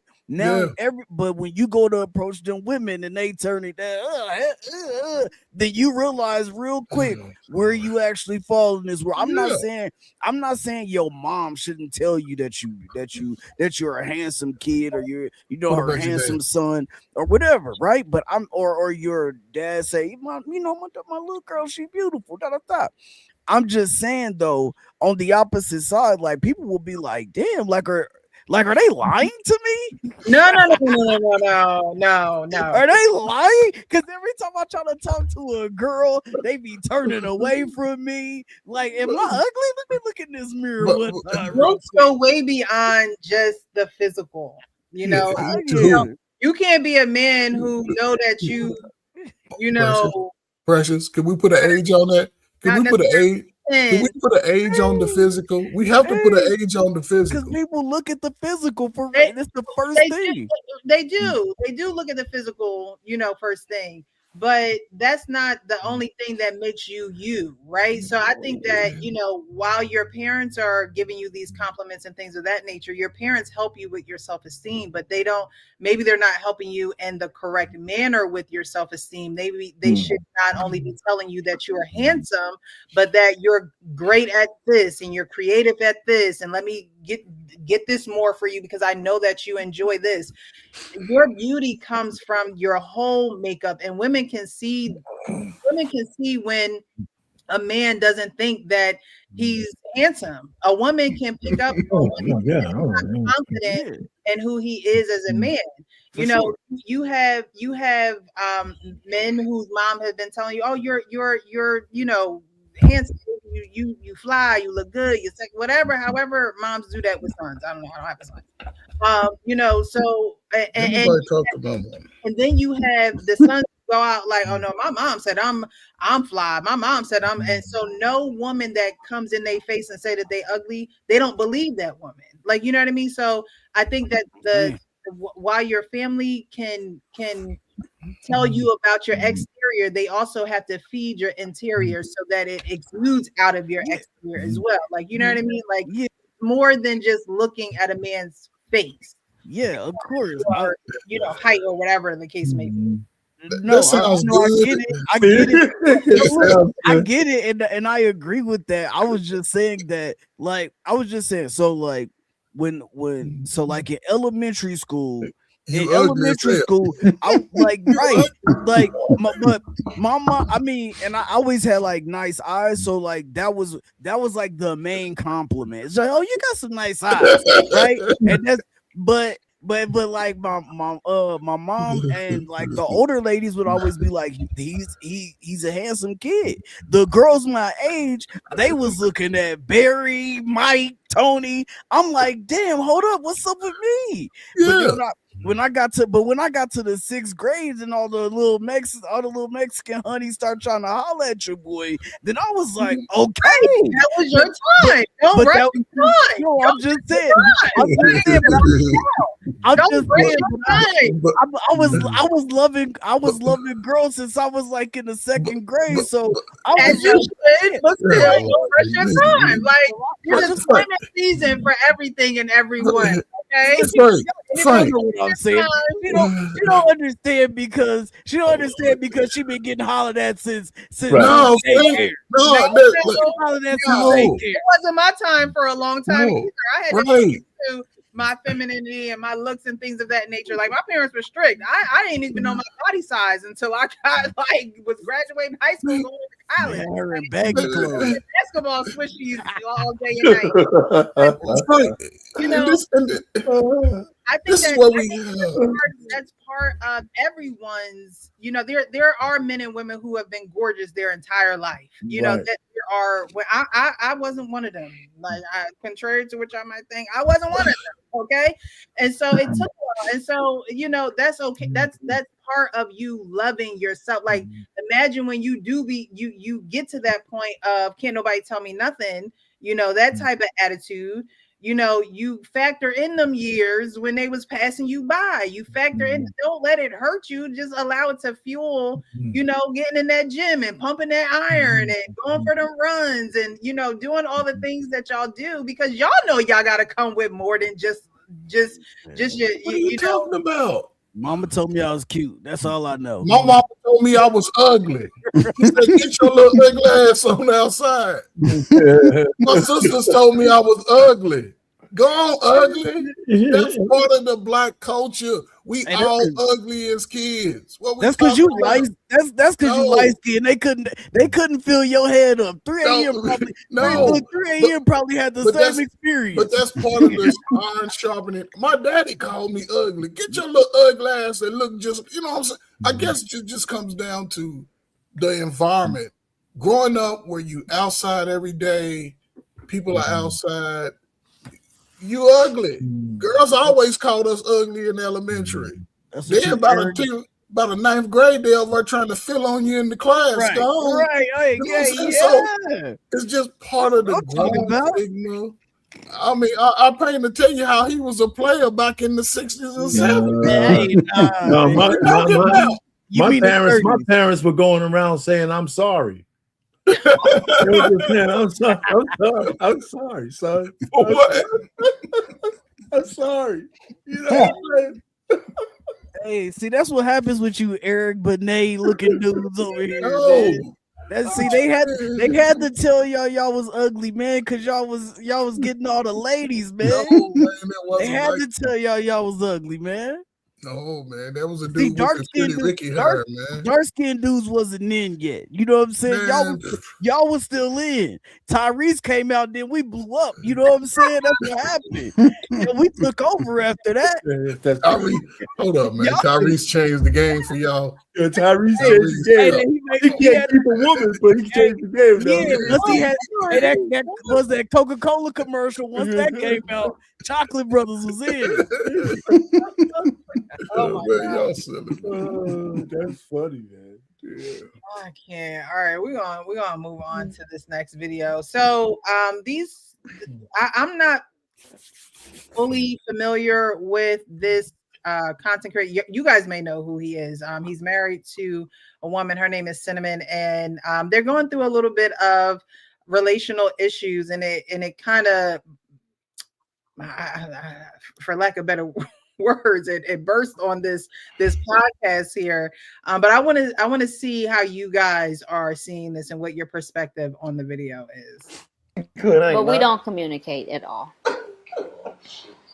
I mean, technically, that was just a communication. Right? To y'all. He's telling y'all, but we get into it over the smallest thing, and we don't know how to talk things out. So we go days because of him without talking. And then we don't come back and talk about it. We just brush it under the table. My problem with Cinnamon right now is, so out of 10 years, she hasn't worked, hasn't been cheated on. No woman came out as a woman, no other baby, no other girlfriend. She got multiple cars, houses, ring, baby. I don't go out. I don't club. I do everything. I'm not saying I'm perfect, but I do everything as the best as I can. You know what I'm saying? I do it proudly. That's my baby. So today, 9 months, my son 9 months, I haven't went nowhere. Been in the house with her. Only time I leave is to work, right? Mm-hmm. I haven't been nowhere. Then my birthday, March 29th. Mm-hmm. Took a guys trip to Miami, what I do every year with my homies, March 19th through the 23rd. First time kicking it since my son been born. Today she just, you out in Miami having fun. I'm stuck in the house with my son and that triggered me really bad because I take care of family, I take care of home, I don't do nothing. My first time going out and she throw it in my face. I feel like that's disrespectful. You do everything to provide peace and you still saying help her find peace. You're doing everything that you think should provide her peace, but you've got to dig a little bit more into what she needs to have more peace, because again, you're approaching it with logic, but people will die behind their convictions, what they believe. People are not Man, hell no. That's some bullshit. Some women just don't like to see guys happy. Like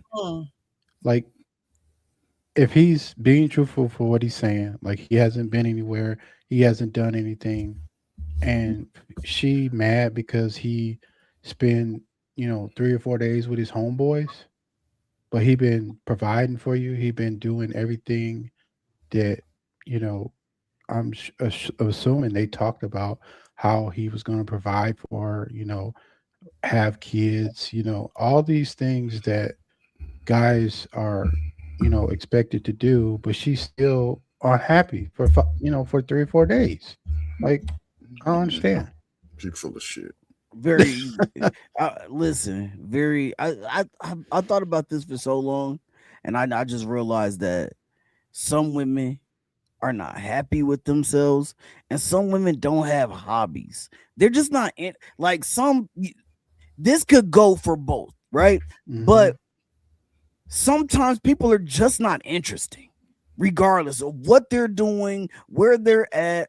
So now you're with this person, that's your fun. You're with this person, that's your peace. You're with this person every day, that's your confidant. This is the person that I get to confide in and do all of these things. And then when I'm left to my own brain cells, I'm left for 20 minutes to my own cognition, and guess what happened? Damn, where you at? Why you like it's that attachment style that just make you think that I'm not happy. What? Like I got so much shit going on outside of you still and still be in the relationship to where I'm happy inside and outside of you because I'm doing the things that I want to do. Like, I know women that will literally stop talking to their family. They will literally stop doing anything that they want to do. Oh, I really like to do hair on the side, just so I can talk to people and they will stop soon as they get in a relationship and expect you to become everything that they had before you came into their life. And at that time, and then they find out I'm just not that interested. Like when I'm left by myself, I cannot find a way how to entertain myself. Like it just is what it is. I can go outside in my garage. I sit out there. I smoke a cigar. Have me an old fashioned. I can just kick back, and that's fun to me. You know what I'm saying? I can get on my game for an hour and just be like, all right, I ain't talked to my boys back home. Let me get on the game for a little while. And next thing you know, I'm laughing. We talking shit, talking about stuff we did. We grew up, and I'm good to go. Like, it don't take much. Then I got my daughter who about to graduate. Shout out to her. You know what I'm saying? But congratulations. Hey, thank you, man. But then, like, I'm doing stuff with her. So like outside of you, I'm okay. So when we come together, I'm better. Like I'm still good. You know what I'm saying? When you leave, like, of course it's not like get out, but it's like, okay, boo gone. You know what I'm saying? I'm gonna see her again soon. And some people just be like, nah, that person gone. Hell no. Like you like come back, please. Like, no, I got shit to do. and also she was just ungrateful. Like that woman is ungrateful, and the other girl who chimed in, I don't even know how she married either, because that's wild. That's just like that's that sisterhood shit right there. Bullshit too. Yeah, she what she said was just straight bullshit. Yeah. Let me ask you: is there more? Are we gonna see a part 2 of this? Is it more? No, that's where it clipped off, and that's where I left it. See, because one of the things I was thinking about listen, everything Frank said, everybody said is right on. The guy, I mean, I've heard this from other women too, and I've been married for a long time, and I don't know every so often, whether you should kind of have the conversation about, how things go. I don't know. I think it's easy for people to take you for granted if you do a lot of stuff. What you do for them, it starts out being, wow, this guy does a lot. To it's now I expect it. Now I can take it for granted, right? And I think that's what happens if you have any kind of relationship. So his wife is sitting next to him, and she didn't dispute anything he says. He's doing everything for her. Right. But then the other lady says, yeah, you're doing everything for her, but maybe that's not enough. You gotta dig. That's what she said. That's not enough because it's not how she wants you to do it. Right. You know, and that's one of my major problems with a lot of modern women. That's why I'm glad I'm out of the market. You know, don't be telling me that nothing I do is good unless you determine how I do it. Yeah, that's dumb. You know, I mean, get out of here. You're crazy. That's why you listen. A man in a relationship with a woman, it doesn't work if it's on her terms. If it's on, I'm not saying a woman can't have any terms, but if your relationship is based on a woman's term, it's a recipe for disaster. Because it's the woman who has to accept you as you are. Because women will leave. Yeah, men don't leave. We generally kind of don't leave, especially if you satisfy the basic things we need. But and women, you know, if they're unsatisfied with you, they'll find a reason to leave. And you know my theory, I believe women don't need men until they do, right? And I really believe that. And the point really is that if they don't find you useful, no matter what you do, useful to her, she's gone. That's why I believe that. And that includes married women. My wife finds me useful, you know, and not because she's forcing it, because I think I serve something in her life that she's I don't want to use the words happy. Maybe she's satisfied with, but she still wants more sometimes. But look, Payne, you know, I give it to her anyway. I'm a simp. Look, you a simp. No, just joking. He earned the right to be a simp. But go ahead. Yeah, for sure. No, but I was gonna say you absolutely right. But and I would say to add on to that, it's just one of those things, man. Like when she chimed in talking about you're doing it the way that how do you know that? Like you're not even in my relationship. That's number one. Yes. But then number two, let's just say that I am, and my girl didn't tell me, hey babe, like I want to be loved this way, like, or I want to be loved that way, or this makes me feel appreciated. This is, you know, if you do these things like this makes me feel good. Then she has to take accountability for that too. Cause if you just let me love you the way that I think that I'm supposed to love you without you saying, hey, listen, this makes me feel loved. Well, one more thing that you're saying too, right?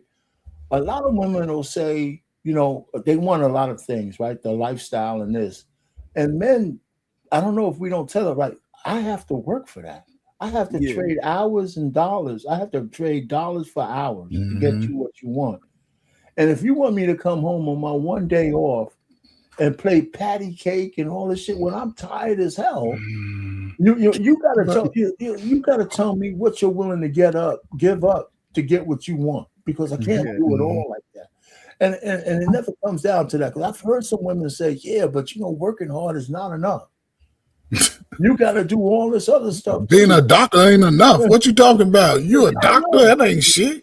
That one girl said you ain't. He was a doctor, but he had no ambition. He had no ambition. Like, what? He didn't want to be a surgeon. Like, all right. Like with that girl, did you see it? Remember that clip you played? I think it was last week or a week before, where the girl basically she got sick, and her boyfriend or husband was taking care of her, and she said that wasn't enough. Like she didn't feel appreciated. Like what? Yeah, when can we go out now? She said we ain't been on. She said, but we ain't been on a date since. Stop working to take care of you while you were sick, and now he has to go back to work, and you want to feel appreciated. I mean, you know, just from the woman's point of view, you know, when women have babies, their identity is just changes. They go from a single woman or a married woman to now a mother, right? So their focuses are a lot different, and they're so drawn into the motherhood that they lose their identity. And a lot of women will tell you that. A lot of women will say, man, I for so long I didn't get dressed, I didn't do my hair, I didn't, do X, Y, and Z. I'm getting used to this mommy role and schedules and feedings and everything underneath the sun that comes to motherhood, right? And I think that one thing that men don't do when they get into relationships, at least a lot of the men I know, like they don't stop doing the things that make them happy. Like if they have a routine, if they go to the gym or they go hang with their boys or they go to whatever the case may be, they don't stop doing those things because they get into a relationship. Those are the things that make them happy. Those are their extracurricular activities. Those are their hobbies. And that's one thing, like, and Sir was saying it, that's one thing women stop doing. It's like, okay, I'm with him now, so I'm gonna just stop going to the yoga class, child. Maybe I could just fit it in on another day or another schedule. It's supposed to be. And it's like, no, you have to still do the things that make you happy that have nothing to do with him. Yeah. And I think that a lot of women don't realize that until their child is, probably 4 or 5 or 6 or 7, in school, and now they have a little bit of breathing time, and now they can, get back to their art, the things that they used to do before they were married or before they had kids. It's like, no, you have to continue to incorporate that into somehow, some way, because you don't want to deplete yourself and then look over to your husband and have this outrage or this jealousy or this, this attitude because he still gets to do the things that he likes to do. And honestly, he stopped doing those things. Like I said, men usually don't stop doing those things. He stopped doing those things knowing that I have a child now. I can't be, going out and doing X, Y, Z, but something like his birthday that's planned, something that he does every year, I'm pretty sure he said, you know what, let me just put a stop to everything until my birthday, because when my birthday comes around, I am going to, so this is something that's planned. This is nothing that gets her, that catches her by surprise, or, he just left in the heat of a argument or anything like that. No, this is something that you prepare for. I think women don't give women the proper advice when it comes to stuff like this. And my advice would be, you can't really, I think a lot of women also focus so much on a man when he leaves the house that they literally don't, everything else just doesn't matter. It's just not up and it's not relevant. Your thoughts are with him and where he goes and what he does. You have to, if you chose this person, then again, that daily choice of loving them means they okay when they're away, right? Like, like if you got to and try to be up their ass all the time, like no man wants that. So you have to find things to keep you busy. Now that you're a mother, find your communities. Y'all come together, make some cakes, make some onesies, like do things that now that this decision that you have made to become a mother, you got to engulf yourself in it while still being able to do things that make you happy individually. Precious, I see 2 things wrong with this video. One, she doesn't have any friends because it's nothing to call your single bootleg friends. Girl, bring that bottle over here. My husband gone out of town. My baby in there asleep. I ain't got shit to do. Come through. We gonna get drunk, talk a little shit about the menses, and y'all can go on to the club, right? And 2, she don't like the kid. I'm sure nobody's mama here was complaining that their daddy went to work and did all, and they had to be stuck here with y'all. No, this is the selfishness of the women today. You gotta change. You ain't worked in how many years did he say? Come on, man. He a 10 rapper. years. He's rich too. She doesn't. It again, Frank. I think Frank said it. Find something to do. You can make your baby's clothes. You can be giving new mamas ideals on how to raise the slow baby, on how to bathe the baby. You can do all that shit online today. You know what I'm saying? You can hold the tight ass bond. They always put these little tight ass rings on their head. Baby hot as hell. You know what I'm saying? They overdressing the baby. They think because they cold, the baby. Now the baby temperature 98.6. You know what I'm saying? We want to put the fake Jordans on the baby. Do that shit. That's what draw. You know what I'm saying? That bring, but the support. See, that's what I'm saying. We try to do it all by herself. I don't want. But this is, you know, you. Hey, sisters, where my girls at? Right. Where the tribe at? But everybody wants to be selfish, and then she complaining about a man who take a few days with his boys and say, "I'll be back." You was out here having all the fun. I was stuck here with the slow ass baby. That's what she was saying. I don't like this baby because the baby look like you. But I may be reading too much into it. But still, it's your baby.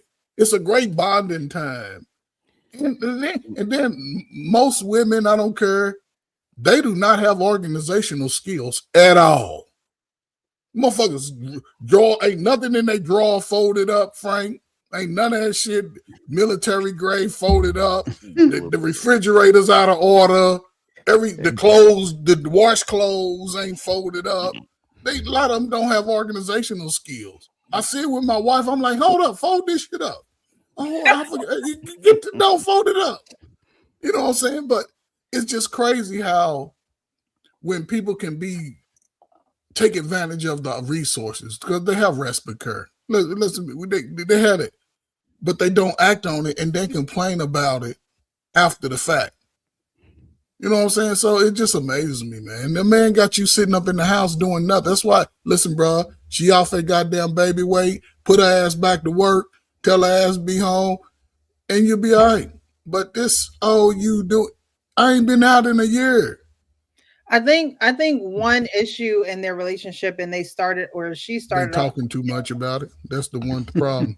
Well, no, she said that they don't really have communication. You know, they will probably get into something and then there is no recourse. Like they don't come back together to have the conversation about what it is that they were talking about. And you know, somebody just said they divorced their spouse by many cuts, by way of many cuts or whatever the expression is of not being able to express or have those conversations. You know, it's one thing, you can't not appreciate a man who works. You can't not appreciate a man who does everything to take care of you so you don't have to do those things.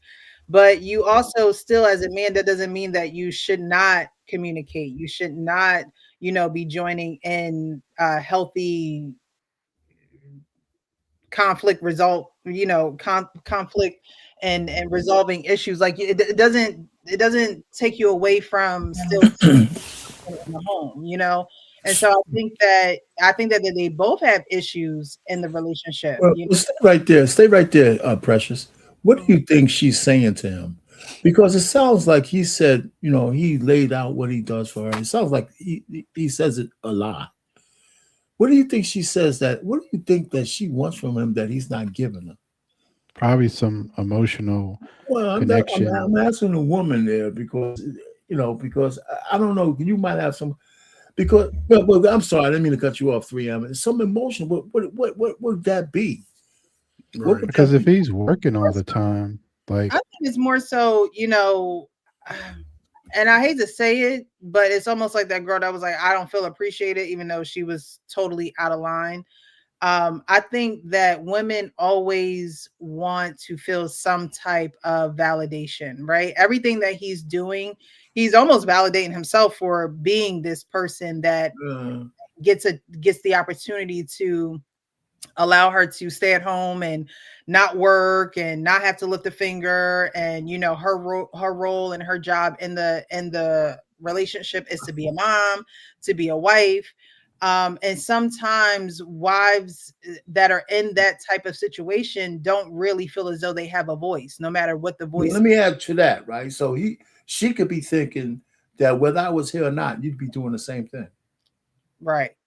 So, it's almost like, see me, how Mr. Lego always just say women are children, right? It's like, see me, feel me, I'm here. Like, I think that there is some truth to that. And I know a lot of women may not, I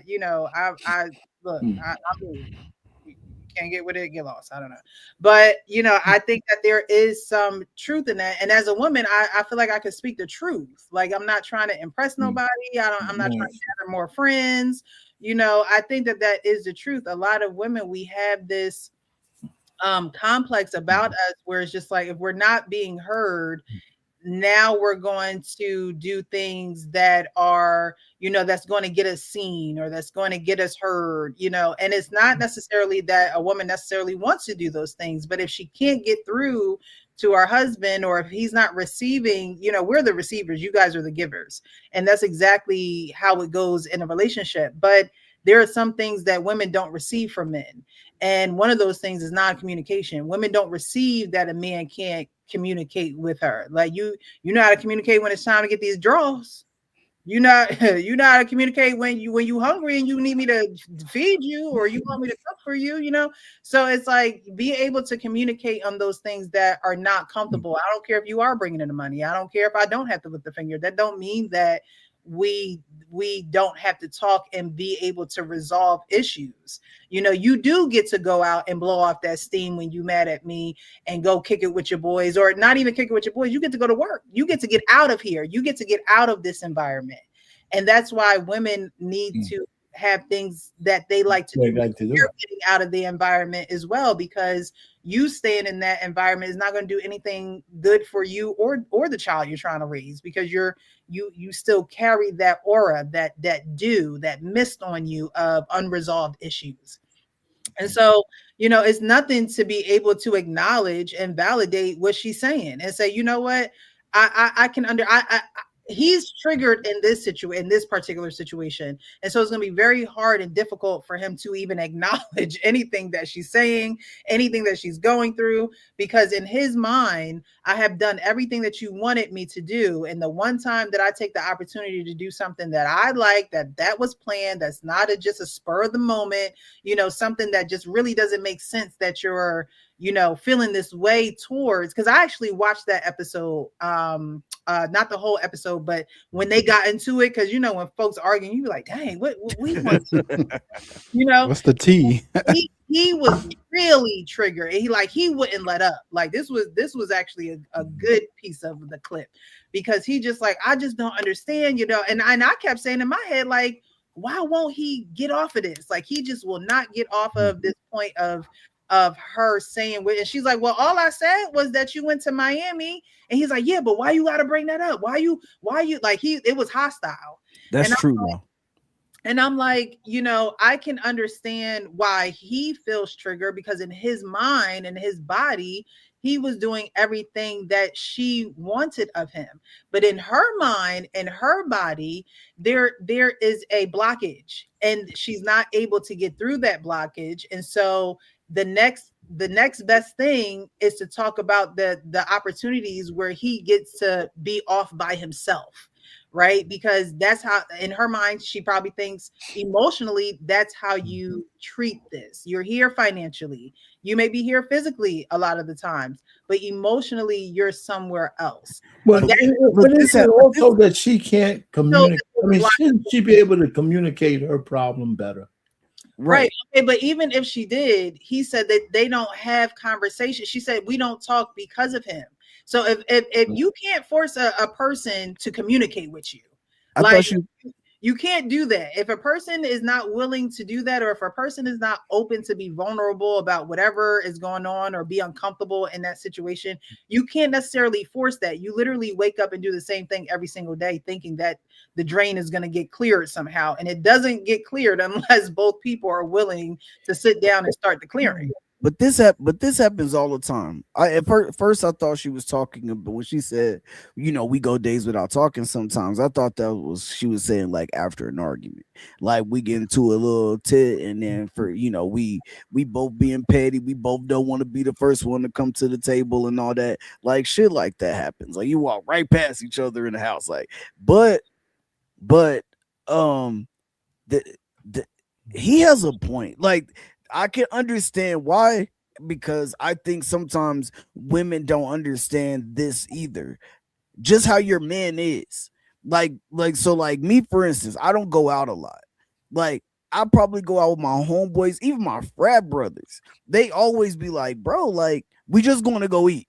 Like, I'm like, yeah, I know, bro. I'm chilling and I'm in the crib. I'm already set. Like, but then one time a year, I'm like, hey, come on, like, let's go to the cigar bar, bro. Well, you know, we'll go to the cigar bar, and then that shit will get brought up.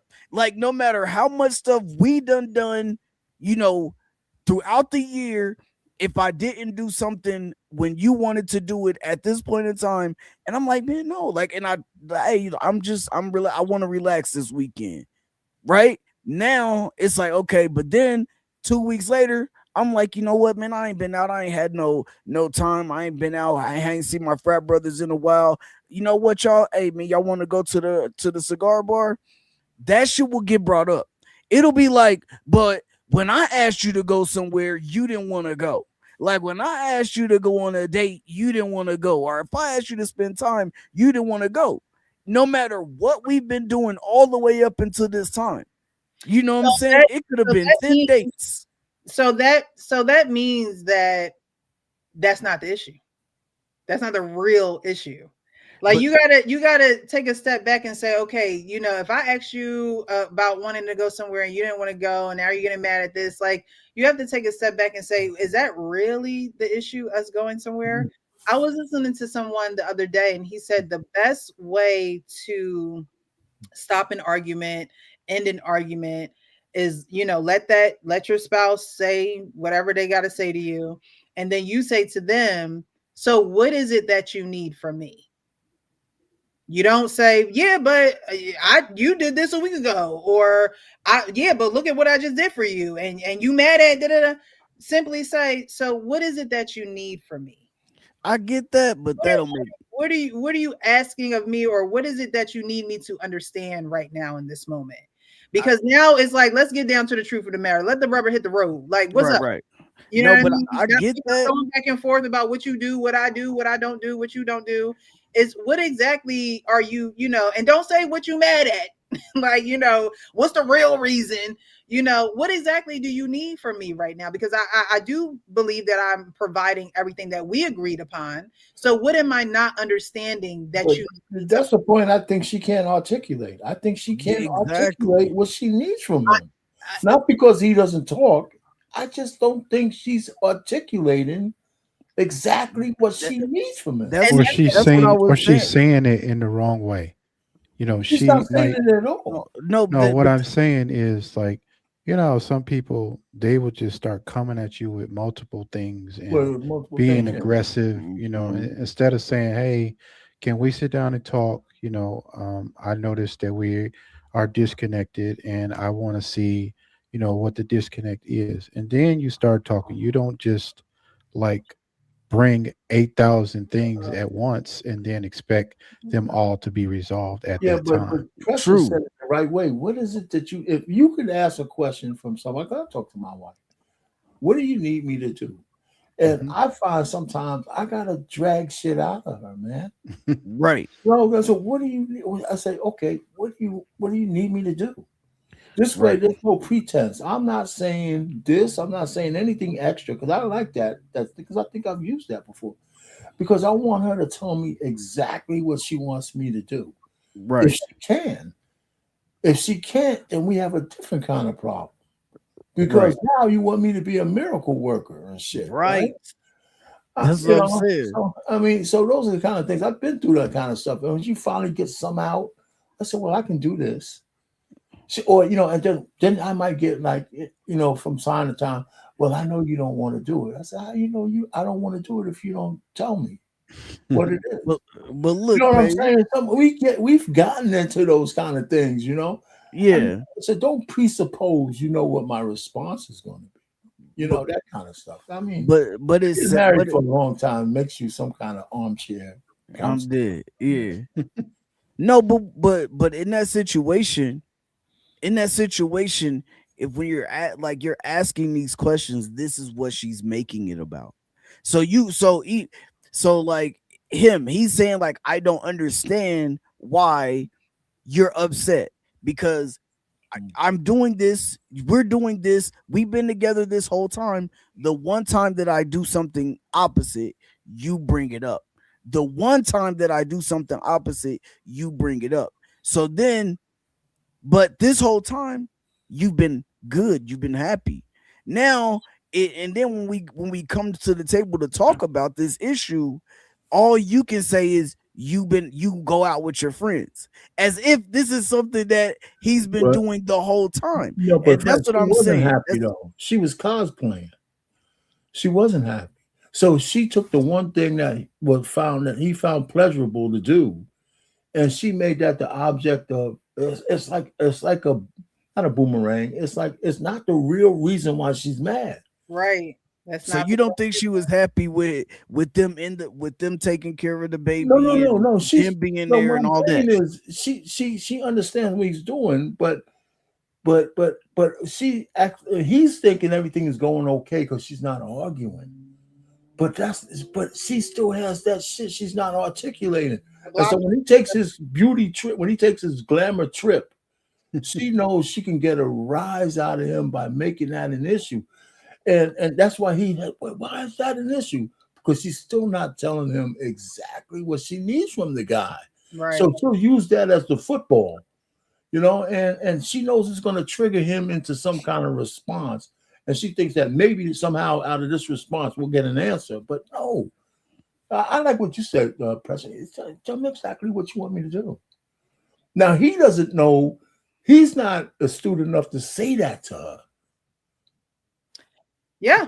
And what they say, keep living, you learn something. It's and the caption on that video said something like every marriage or every relationship or something like, what did it say? How every marriage is, right?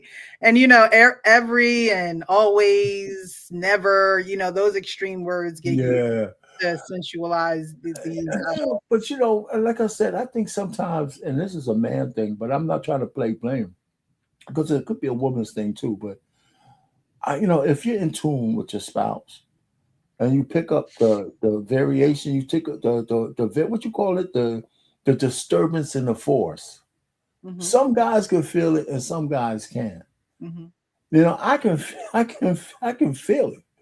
It's a long time. When you be with anybody for a long period of time, you'll pick up shit, because humans are strange. We got kind of connections with each other if you're wide open, and sometimes you don't have to say a word. Mm-hmm. So I could feel the disturbance in the force. So, but like I said, when we talk, I usually have to make my wife feel comfortable enough that anything she tells me is not going to go into some kind of blazing argument, because I really want to know. And she knows I'm asking this way, so if I can fix it, I will.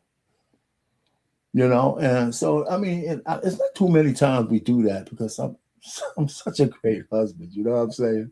So we don't really go down that path so often, but still. And I think that women have to be ready for most men just want to get to that solution, because that's what you guys do. You solve problems, and so women have to be more ready than they are. Like, women like to sulk in the issue, right? We just like, well, it's and we're gonna drag this on for like 3 days, when a man is asking you on that day, like, what can I do to make this better? Like, women got to have that thinking time period, and let me sit with this, type of, like, I'm that way, and I think that even part of my personality is like, okay, like, snap the hell out of it, like, you know what I mean, like, get it together. If somebody's coming with a solution right away, it's like, get on board and get with the solution, no matter if you're still feeling a certain type of way. Because if you never put one foot in front of the other, they're going to be stuck by each other's sides if you never can put one foot in front of the other. And so I think that a lot of times women, sometimes we can't get out of our own way. Like you said, can she articulate what she's really trying to say to him? Can he really be a problem solver other than, dishing out money, going to work, being a great father? Like, those things are great, but it does take a little bit more than that. It takes, knowing how to like you said, Arpain, you and your wife have a knowing, like you dwell with each other in knowledge. And so sometimes you don't have to say anything for you to know something is a little off here. And so then you approach the situation of, well, what do you need from me? How can I make this better? A lot of men don't even say those words. It's just like, I go in, I go out here and work and like, what more do you want from me? Tyrese type of energy. And it's like, no, you could twist those words around a little bit more and say, what exactly do you need me to like, how do you need me to be here for you? How do you need me to be the solution? And I think, sometimes the way that things are worded, and I know a lot of men are like, don't worry about how it's worded, worry about the message and things like that. But you do have to remember that you're dealing with a woman.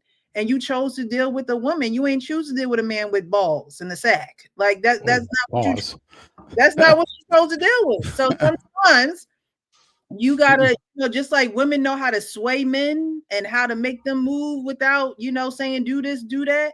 Men can do the same thing. Exhibit 1 was the video of the man saying, "Oh, you decisive. Give her balloon back. We're gonna work on this because I know you want me. I want you. So let's work on this. Let's do this together. And if I gotta take the lead in that, and if I gotta, if I gotta make you feel safe and secure in that, then I'm willing to choose to do that on a daily basis, right? That's what you're choosing to do. Leaders choose to take the lead even when it doesn't make them look like a great leader, because leaders aren't going to always have the answers. That's why they have teams. That's why they delegate. That's why they have people doing things for them, because they're not going to always have all the answers. So I think that, while women do need to, shake the funk a little sooner, I think that men could do a better job at, not always seeing the solution as something that they're currently doing, but something that they can do in the moment. And that's just ask simple questions. And then, if she's still not able to answer your questions, don't add fuel to the fire. Because that's another thing too. When men get, like Arpain said, men do get in their emotions, and women sometimes don't know how to take that kind of masculinity. So they retreat and they don't say what they got to say, and they don't express what they want to express. They get a little scared, because it's like, okay, like we were just slobbing each other down a week ago, and now you done turned into somebody I don't even recognize. So I don't even know if I'm safe to even, tell you what's going on with me. And so I think that there's a happy medium, and I think that everybody can get to that happy medium. But these are just things that if you're not taught, or if you're not, if like I said, if I didn't come across that video, that wouldn't be a tool that I now have in my tool belt to say, okay, like, what is it that you need from me? I'm not going to fuel the fire. I'm not going, add insult to injury or go tit for tat with you. We're just gonna, try and solve this issue right here and right now. And if I can't tell you what I need from you right now, I need to be honest and saying, honestly, I don't even know how to express to you what I need right now. Maybe we, need a little bit of space. And if it's okay, we agree to come back at a certain time that it's agreed upon, that we can then have this conversation. You just, continue to not separateness. Are you hearing any of that? Were you with us? I don't know what's going on with my internet, but I can hear everything that you're saying. I can hear everything you're saying. Yeah, it's so crazy. Is that the last video for the night? No, we have one more. Okay. Which is of she was a content creator, from what I know, from what I've seen on these internet streets, but she was on a podcast talking about her most current relationship, which is actually her husband. And, she's describing her experience, and it sounds like somebody was in the friend zone, but I want to see. I think I know what you're talking about what too. you guys think. Now, keep in mind, this video is not the audio, is not the internet, it's the quality of this video. This is just how it was recorded and how it has been posted. So I'm sorry in advance for the cackling. Let's see if I know who you're talking 12. about. I know who you're talking about. He said, you need to let that man go. I said, do you get what you're telling me? Like, again, like, do you understand what you're telling me? He said, fuck that nigga. I said, excuse me? Like, do you understand what you're saying? Like, you're saying let go of a man that's marriage minded for you because you're ready for commitment. He said, like I said, fuck that nigga. And I was like, oh, okay. So the very next day, I sent a message and I let that man know. Wait, you cut the man off before you got the ring? Yeah. Because he said, oh no, girl. Oh no, it gets crazier. Did you guys have That was August 12th. I let go of the dude. And then August 18th, we got married. Wait, 6 days later? August 18th. He called my dad somewhere in there, asked him for permission to marry me. My whole family knows him. All my friends know him. His mama, when he called his mom and said, Mom, I'm getting married. She said, to who? Sarah?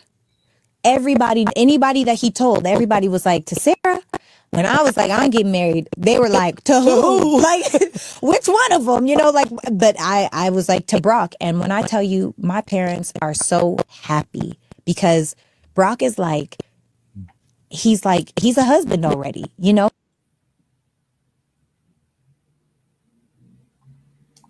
All right. So, Mr. Brock. Sorry. Yeah. She went through this again on a podcast she has a podcast called The Giving Podcast. Okay. And she went through this story sitting down with Cam Newton. And it's real clear. So if you ever go to the Good Giving Podcast, she has some good stuff on there. Mm-hmm. But I saw this then. But I had some issues because it was real clear and she had a little bit more conversation about the two dudes. Okay. Brock and the guy that she was seeing as his competition. And me being a man, I'm saying, she's banging them both, right? But that's not necessarily true, but that's where my head went. And Brock knew about him because he was in the friend zone. So he was the one not getting any. Well, let me put it that way. He wasn't getting any, but the other guy had to be because she was getting ready to marry him, right? Because, and so Brock said, look, listen, I'm your guy. He's seeing her getting ready to slip away. He was in the friend zone for years. That's why he knows her whole family. And he was going to let her get away because he wasn't, I guess to me, either he didn't make it clear to her that, she shouldn't have any other choice than him. So she was getting ready to marry another dude. And then somehow, I don't know where the revelation came from her to go with this guy, Brock. But, I'm saying, if I was Brock, I would feel some kind of way knowing that when she's not with me, somebody else is sniffing the drawers and all that kind of stuff. And she comes over back to me.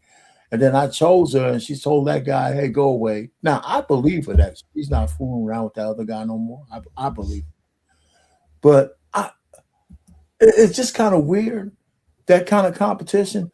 I mean, I guess every man might be in some kind of competition if you don't know the other guy. But if I knew the other guy and I know a woman is bouncing between me and three other guys, I don't know. I said, no, I'm every time I kiss you, I'm thinking that was this thing there or not? I don't want to know those things. But she's really good. She is really good in her articulation, and her podcast is pretty good.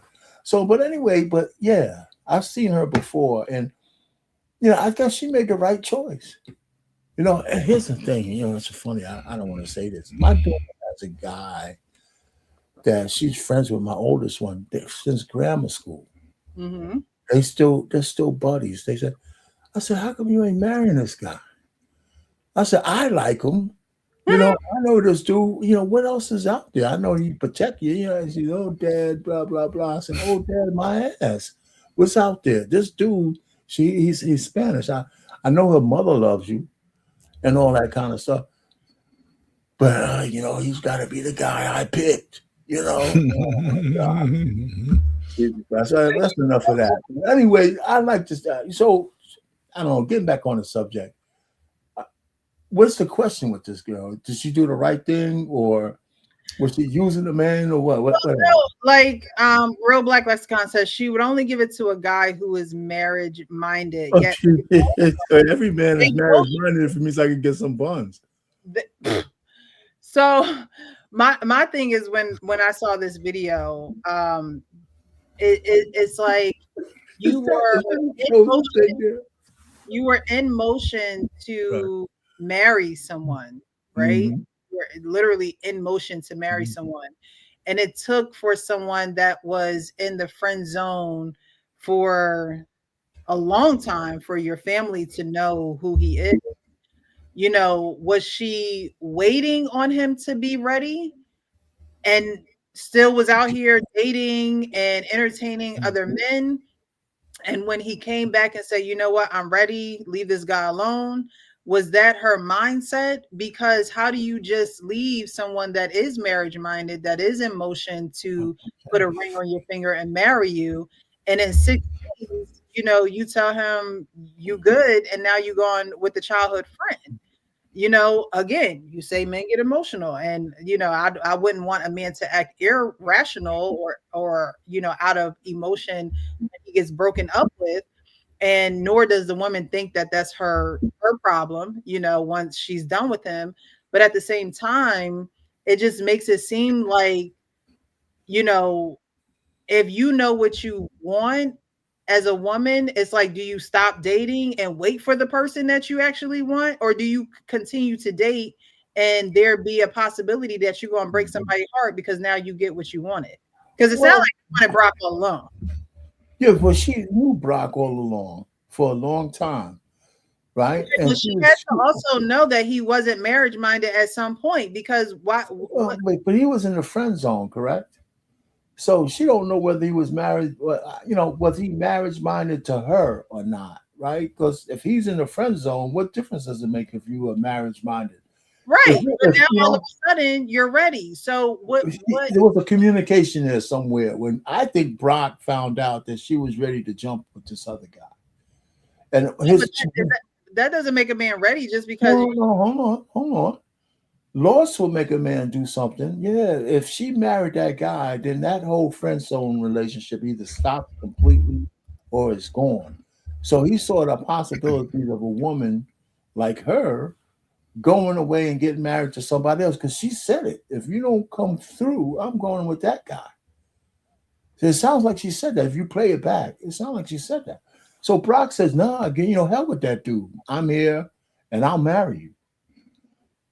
You know, and it's like they didn't have to go through. I think they've been courting all along in the friend zone, because it seems like he's been around their family for years. Oh, man, yeah. He been knocking out. They all knew that, you know, he wanted to marry her, and so a long courtship wasn't necessary. He has no idea. But a long courtship wasn't necessary with him. He been knocking had all off of those conversations. He might have been like my man. Coach said he's been hitting it too. He been hitting it. There's something. The timeline to me is just something is off about it. You know, I'm not mad at somebody to go get your woman. You know, but at the end of the day, it's, you know, to me it seemed like they both were marriage minded. One of them couldn't have been that much marriage minded because he hadn't married you. But they even having some hunting dates. But he didn't have the threat of her being lost forever either. Right. Oh, so as long as you don't get married to somebody, that made him move. That made him move. Yeah, because she allowed him to play that game. She made it clear to him, if you ain't coming through, I'm marrying that guy. But listen, man, let's say what it is, man. She even said it. The family's like, you get married to who? What? You finally giving up your stable of simp ass niggas out here? That's what she said. That the family was like, who? What? You settling down? Yes, because she's reaching 40 like a lot of women, and she was going for the safe choice because she knew Brock was slanging that thing all around. He been knocking it. So now the family knows you, Brock. Would you marry me? I don't really want to marry him. Your name is Brock. You got to be hitting a lot of So things. Would you please just marry me? And listen, man. I just, you know, she called out who she was. She's moving in her light skin era. Oh yeah, and she's choosing nice woman, though, man. Because she let a good man. Listen, we don't. Apparently, if she was going to marry a guy, he was at least a good guy. I'll just say that. I think so. And the fact that you tell him you don't want him, and then you go to a dude that's already been in the family, he been knocking that off the whole time. She weighed her options, and then Brock was realizing like, oh, I can't get that ass no more. I'll marry you. That's right. And she had to really like Brock too. You know, again, women are not really going to make movies unless they truly really. And she know how Brock was moving. Brock was hitting her and a few others, and she knew that. So I wonder if she's thinking that her life with the guy that she was going to marry wouldn't have killed her. But my thing is, why waste your time and be in the relationship in the first place? Because he got that money. She got that money. Versus, we act like this is new. People been doing. They got the one dude that take them out to eat. I'm gonna get a doggy bag. Then I'm gonna call 3 a.m. over when he dropped me off. Here's my thing though with her. See, I think she's a woman who's comfortable in her own skin because I think she has her own money. Yeah.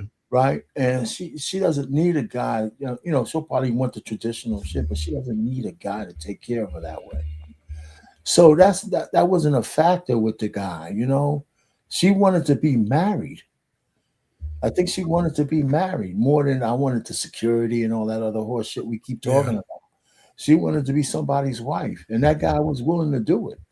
Yes. And Brock, you know, he was saying, you know, if she marries that guy, Brock knew that his dynamic with her would be completely. That's what Brock did right there. I paid did like that.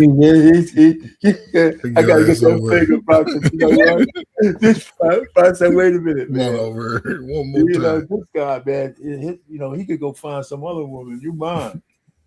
You know, I mean, that's what I think. So you know, at first I said, man, who is this chick? You know, she's arrogant, but.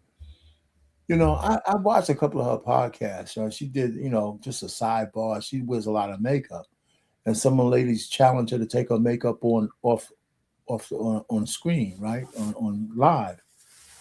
She actually didn't look an inch different than she did with her makeup.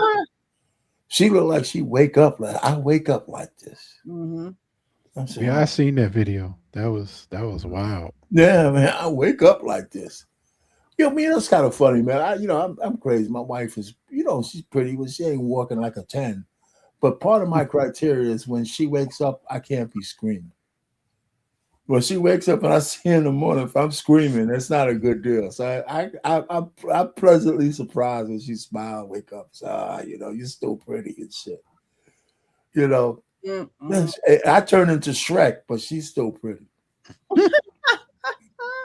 You know, shit.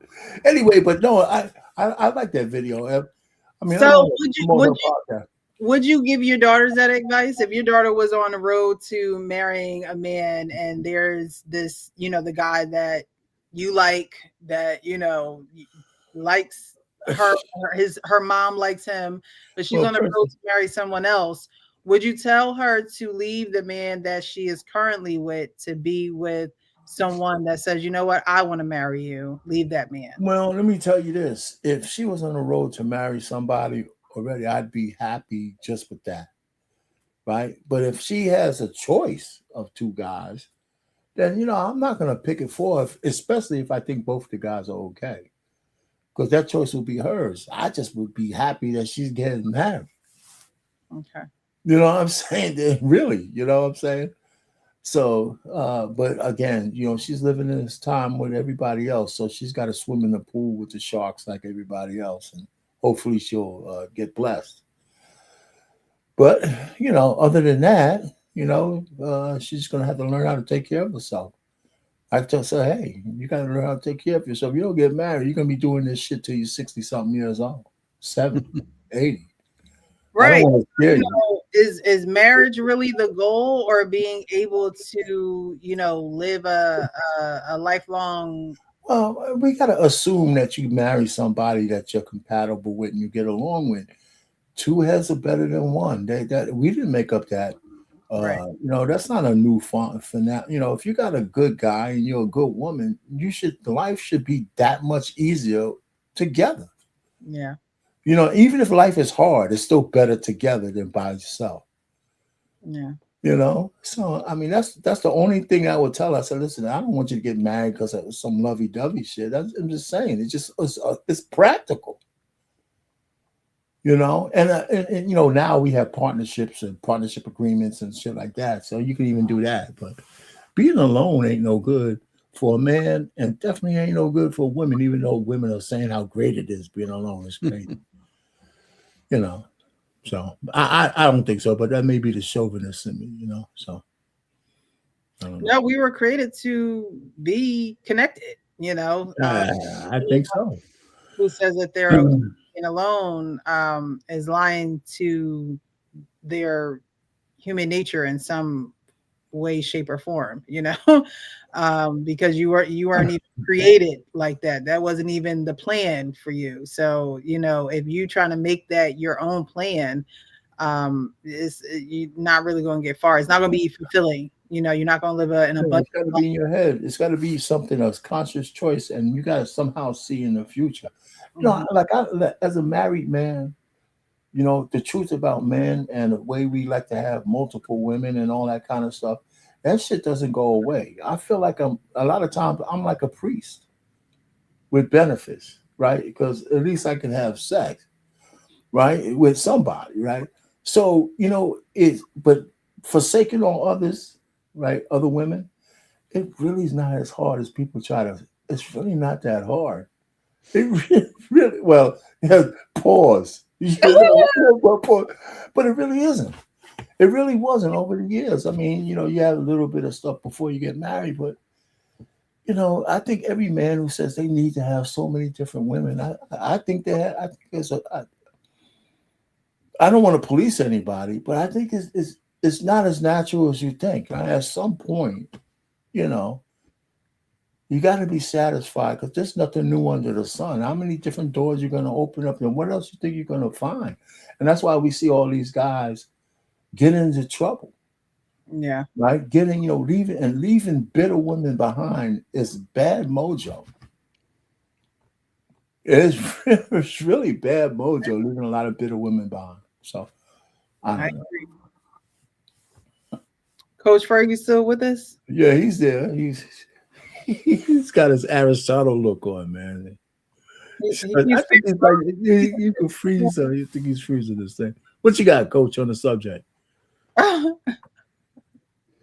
Oh man, yeah, you're on mute. Yeah, go ahead. I said my stuff be freezing, man. Can y'all hear me?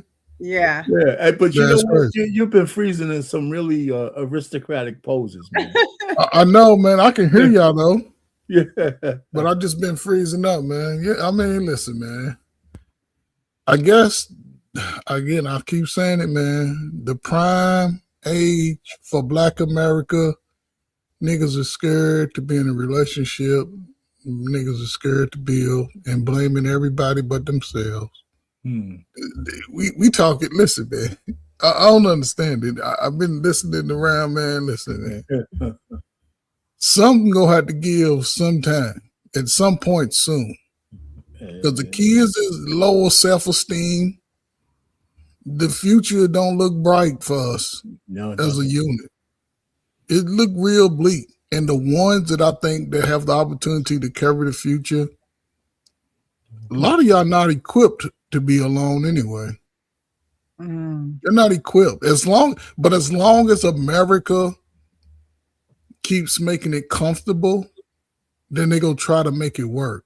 But in reality, America ain't the same America as it was. Are they making it? Is America really making it comfortable? I don't think it's comfortable. They have made it, but those days are over. Over, yeah, for sure. And people don't really realize it because we're focused on who's worse, men or women.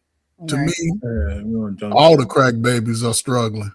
I just focus on that generation because those are our kids when the worst destruction amongst ourselves was happening. I was a teenager when they told us we wasn't gonna make it. Then I saw brothers started deleting brothers on the street. I saw women started getting hooked on drugs, mothers, leaving the kids to being vulnerable to whoever. People turning in their babies At least it used to be if you didn't want your baby, your grandmama or auntie took care of the baby. They just started giving them to strangers. And then we expect those people to have normal lives, normal outcome. When most people don't come to understand it until they damn near 40 years old. Like, oh, my life was fucked up. Yeah, but you can do something about it. Those that do, over time, will have a better outcome with what they create. Those that don't, this is America. At some point, you have to be willing to face that. And as long as people keep running from it, I've seen it 1,000 times over. I don't speak based off what I feel. Like I say, fuck my feelings. My feelings don't matter when it comes to the world. I've worked with these people. Young, old, light-skinned, dark-skinned, tall, short, all that.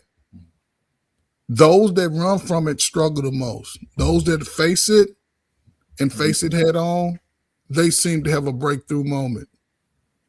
And here we are in the middle of that time where those babies are now adults. Y'all won't get married, but guess what black people been doing? Go keep doing. When the slow kids grow up, guess what they gonna be doing? Busting nuts, making more slow babies. And until we find a way to sort of bring back some type of normalcy to being adults, taking on our responsibility, admitting black folk, I'm rambling, but now we hate to admit that we wrong. We ain't gonna admit we wrong. I don't care if Jesus walked up. That ain't Jesus. That's a meme. That's a AI. But again, you know, it's a great time for those who are intentional about where they're trying to go. People may not see it because we look at what everybody else got and be like, why we can't live rich? See, Precious, most women want to live in your background. They just want to pull up in your background, and that's where they want to live. But listen, this thing is bigger than, I think it's bigger than us who's trying to solve the problem. But I look at reality. I don't know if people look at the world, but America ain't gonna be the same America in the next 5 years. And it's going to be tough for people to think that they can do it by themselves forever. AI is coming in 2028. I go to the base every week, every other week, and that's all they're talking about, how the AI is coming. When the military gets AI, the world gets AI. Well, listen, AI is not going to be the biggest biggest problem we have, to tell you the truth. But I hear you, though. So are we, you know, I got to go to bed. Mom's in there, wife's in there. Final thoughts. Was that too hard on a woman on Monday? Was that too hard on? No. We do I don't think so. Yeah, we did a live. I didn't listen to the whole thing. I was cooking and got a phone call, so I didn't listen to the entire thing. But you know, a lot of women don't like my views that I have towards women. I'm not saying that I'm better than any woman or anything like that, but I think that we have to, in order to be real with ourselves, we have to look at reality. You know, we have to deal with what's in the moment, in the present moment. We have to, you know, also think about the future and what the outcomes will look like if we make some of the decisions that we make. And so, you know, being a woman who have gone through, you know, some things, I can speak from experience saying, you know, we make some dumbass decisions sometimes and think that, you know, we shouldn't be held accountable for them, or that, you know, the world should bend to our every need and our every want. And, you know, that we don't have to, like I said, be accountable. And I think as women, I think we getting on these social media streets, you know, accountability is just one thing that I just did not see on the panels that I was on. You know, it's your fault, it's their fault, it's their fault. You know, it's okay to point out behaviors, but when everything becomes the other gender's fault, there's no way you can come to a happy medium of trying to work things out when you're so hell bent on making it their fault and not seeing your fault in the issue as well. And I think with me, like I try my best to, you know, not only see where things went wrong, but where did I allow them to go wrong? You know, what decisions did I make that weren't conducive to the situation? And so I didn't think that your commentary was too harsh. But sometimes, like, I feel like for women, like, if you can't listen to commentary like that, don't go somewhere where you can receive the help that you need for the decisions that you're making. Just because you can't watch one person's content doesn't mean that there's not something out there for you. Or maybe you just need to invest in yourself and really go see the therapist, go see somebody that got that doctor that can show them credentials, you know, because we're not licensed anything up here. We give our time and our resources, opinions and stuff, right, to help further the conversation. But if you truly need help, these YouTube streets is not where you should be. I'm telling you. No, well, that's true. They're really not. I was just like I said, even back here, I'm trying to try to see things from both sides a little bit more. Even though I'm always gonna lean on the guy's side, you know, but I'm starting to hear some of the ladies, you know, trying to make the commentary. It won't be down the middle, but I mean, everybody has two sides to stories, and then there's the truth. And we can't get anywhere if we're just screaming at each other. And you know, so I see a lot of panels, and I look at them. I say, man, you know, every panel is kind of, you know, gets into those same kind of arguments, and you never move forward. Yeah, it's exhausting, and then you don't go anywhere. You don't, you know, you done spend about an hour and a half disrespecting each other, yelling.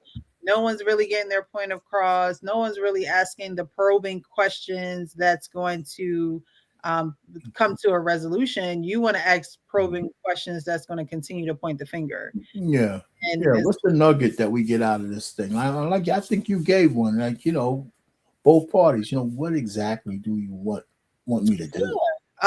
And you know, talking about timing of relationships, I think that you're able to get through the timing and, you know, in a elegant way. When you're just direct and asking your significant other, your spouse, your boyfriend or girlfriend, whatever the situation is, you know, what exactly is it that you want from me right now? Because at the end of the day, I chose to show up. So if I'm choosing to show up, I also have to be a student. You know, I can't always be the teacher. And I think for men, you know, it's okay to be a student.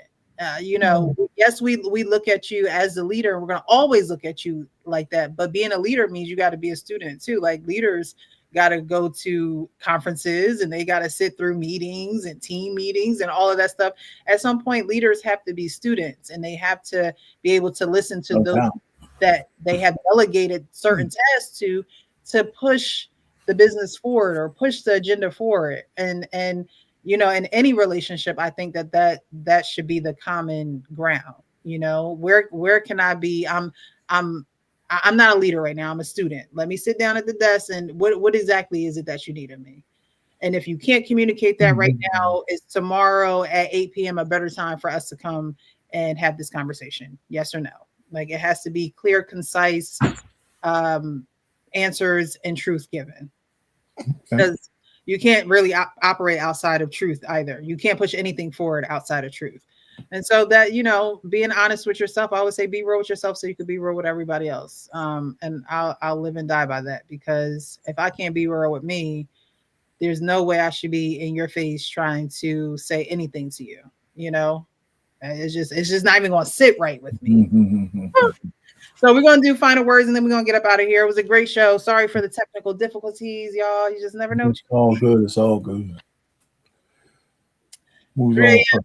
Final thoughts?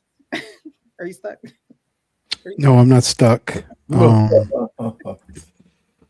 don't know. It's good conversation. I think the Sarah lady's full of crap. I think she's gonna end up regretting that, because like Coach said, like, that guy's been banging her down for years. That's why the family like her. That's why the family like him. He around. He in their presence. You know, they know about him.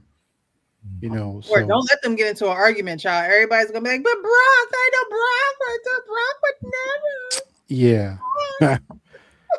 I mean, when you do stuff like that, when you do stuff like that, it comes back to bite you.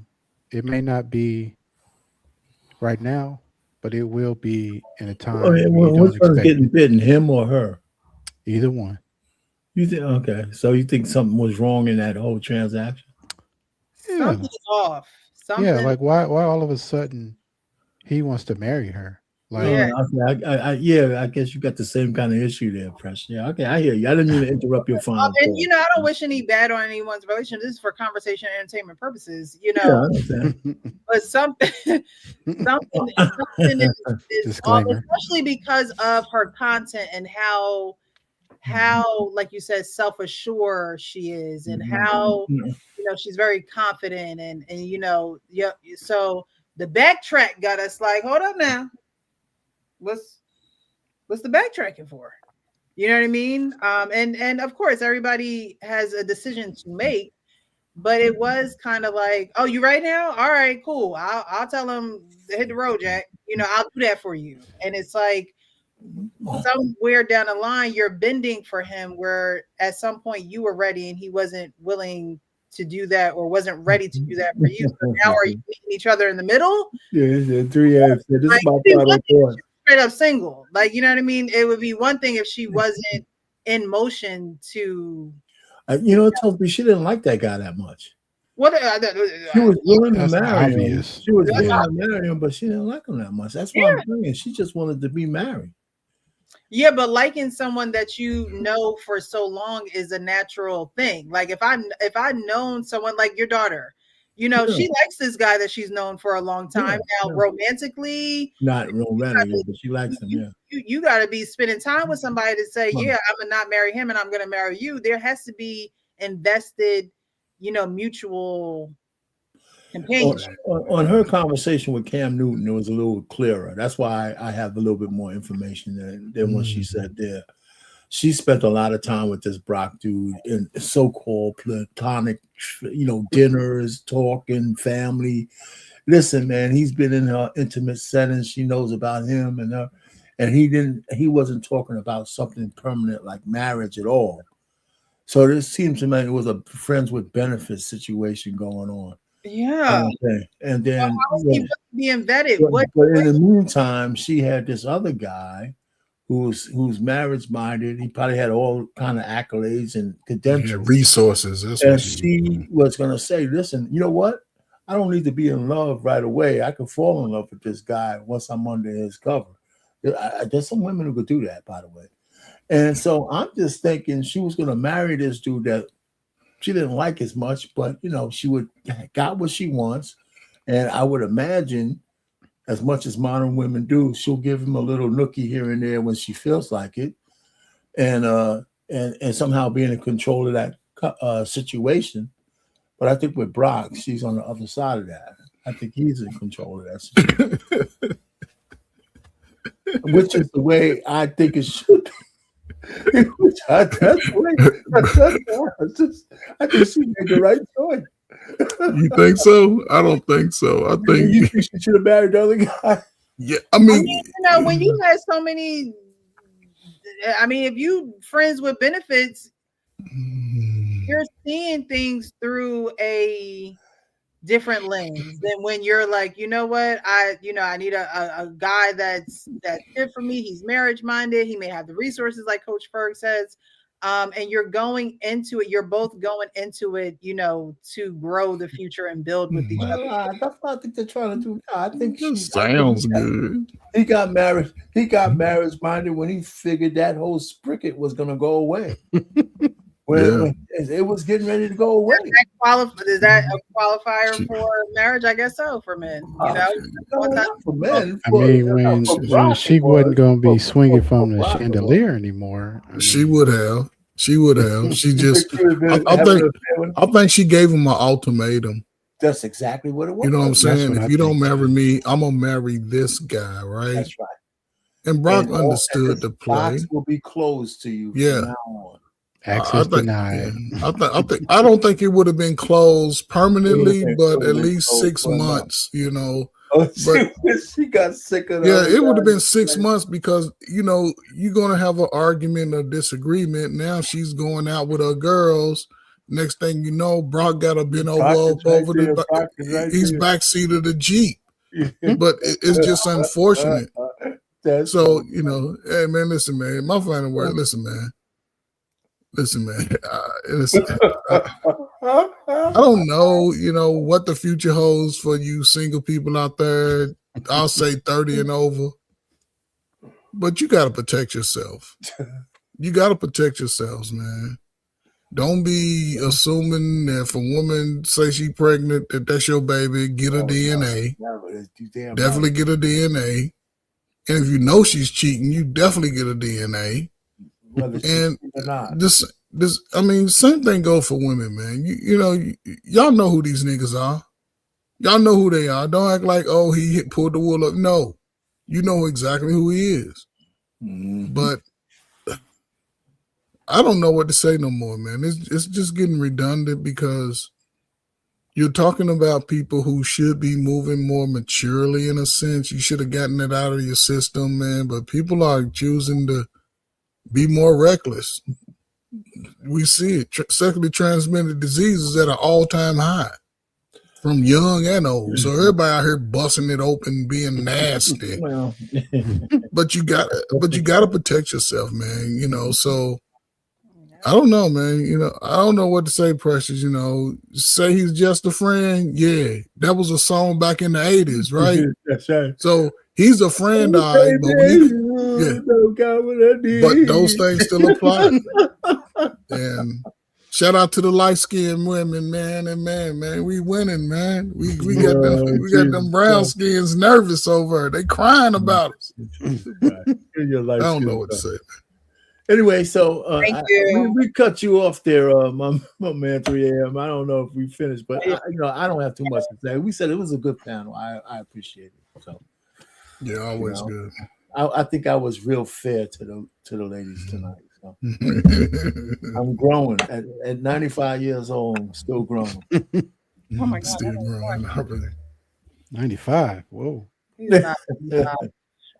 not 95. Long Cruz. Well, y'all know what I say. Be real with yourself so you can be real with others. That will always be my final and closing words. I appreciate everyone who watched tonight, engaged, and some comments in the chat. The conversation was flowing so good. I didn't even highlight anything really like that, but I appreciate you guys for watching. If you're part of the replay gang, let us know in the chat below. If you have not hit the like button, definitely hit the like button. Of course, if you'd like to support. Jumps upon the scene with the lean and a pocket full of green. The green is a symbol as I made it on the top, but RoboCop last year was a shock. The tone of the Popeye crunch shook your butt. Kids are screaming, the media says what? Kind of music is this for you to dance to? The man with the plan and the band that man you. Leave the smack and the crack, throw the whack, throw the ball and the knock, with a smile like that. Leave the knife and the gun. All right, guys, and we're going to get up out of here. Thanks again for showing support. And until next time, again, be real with yourself so you can be real with others. We will see you. Good night. See you later.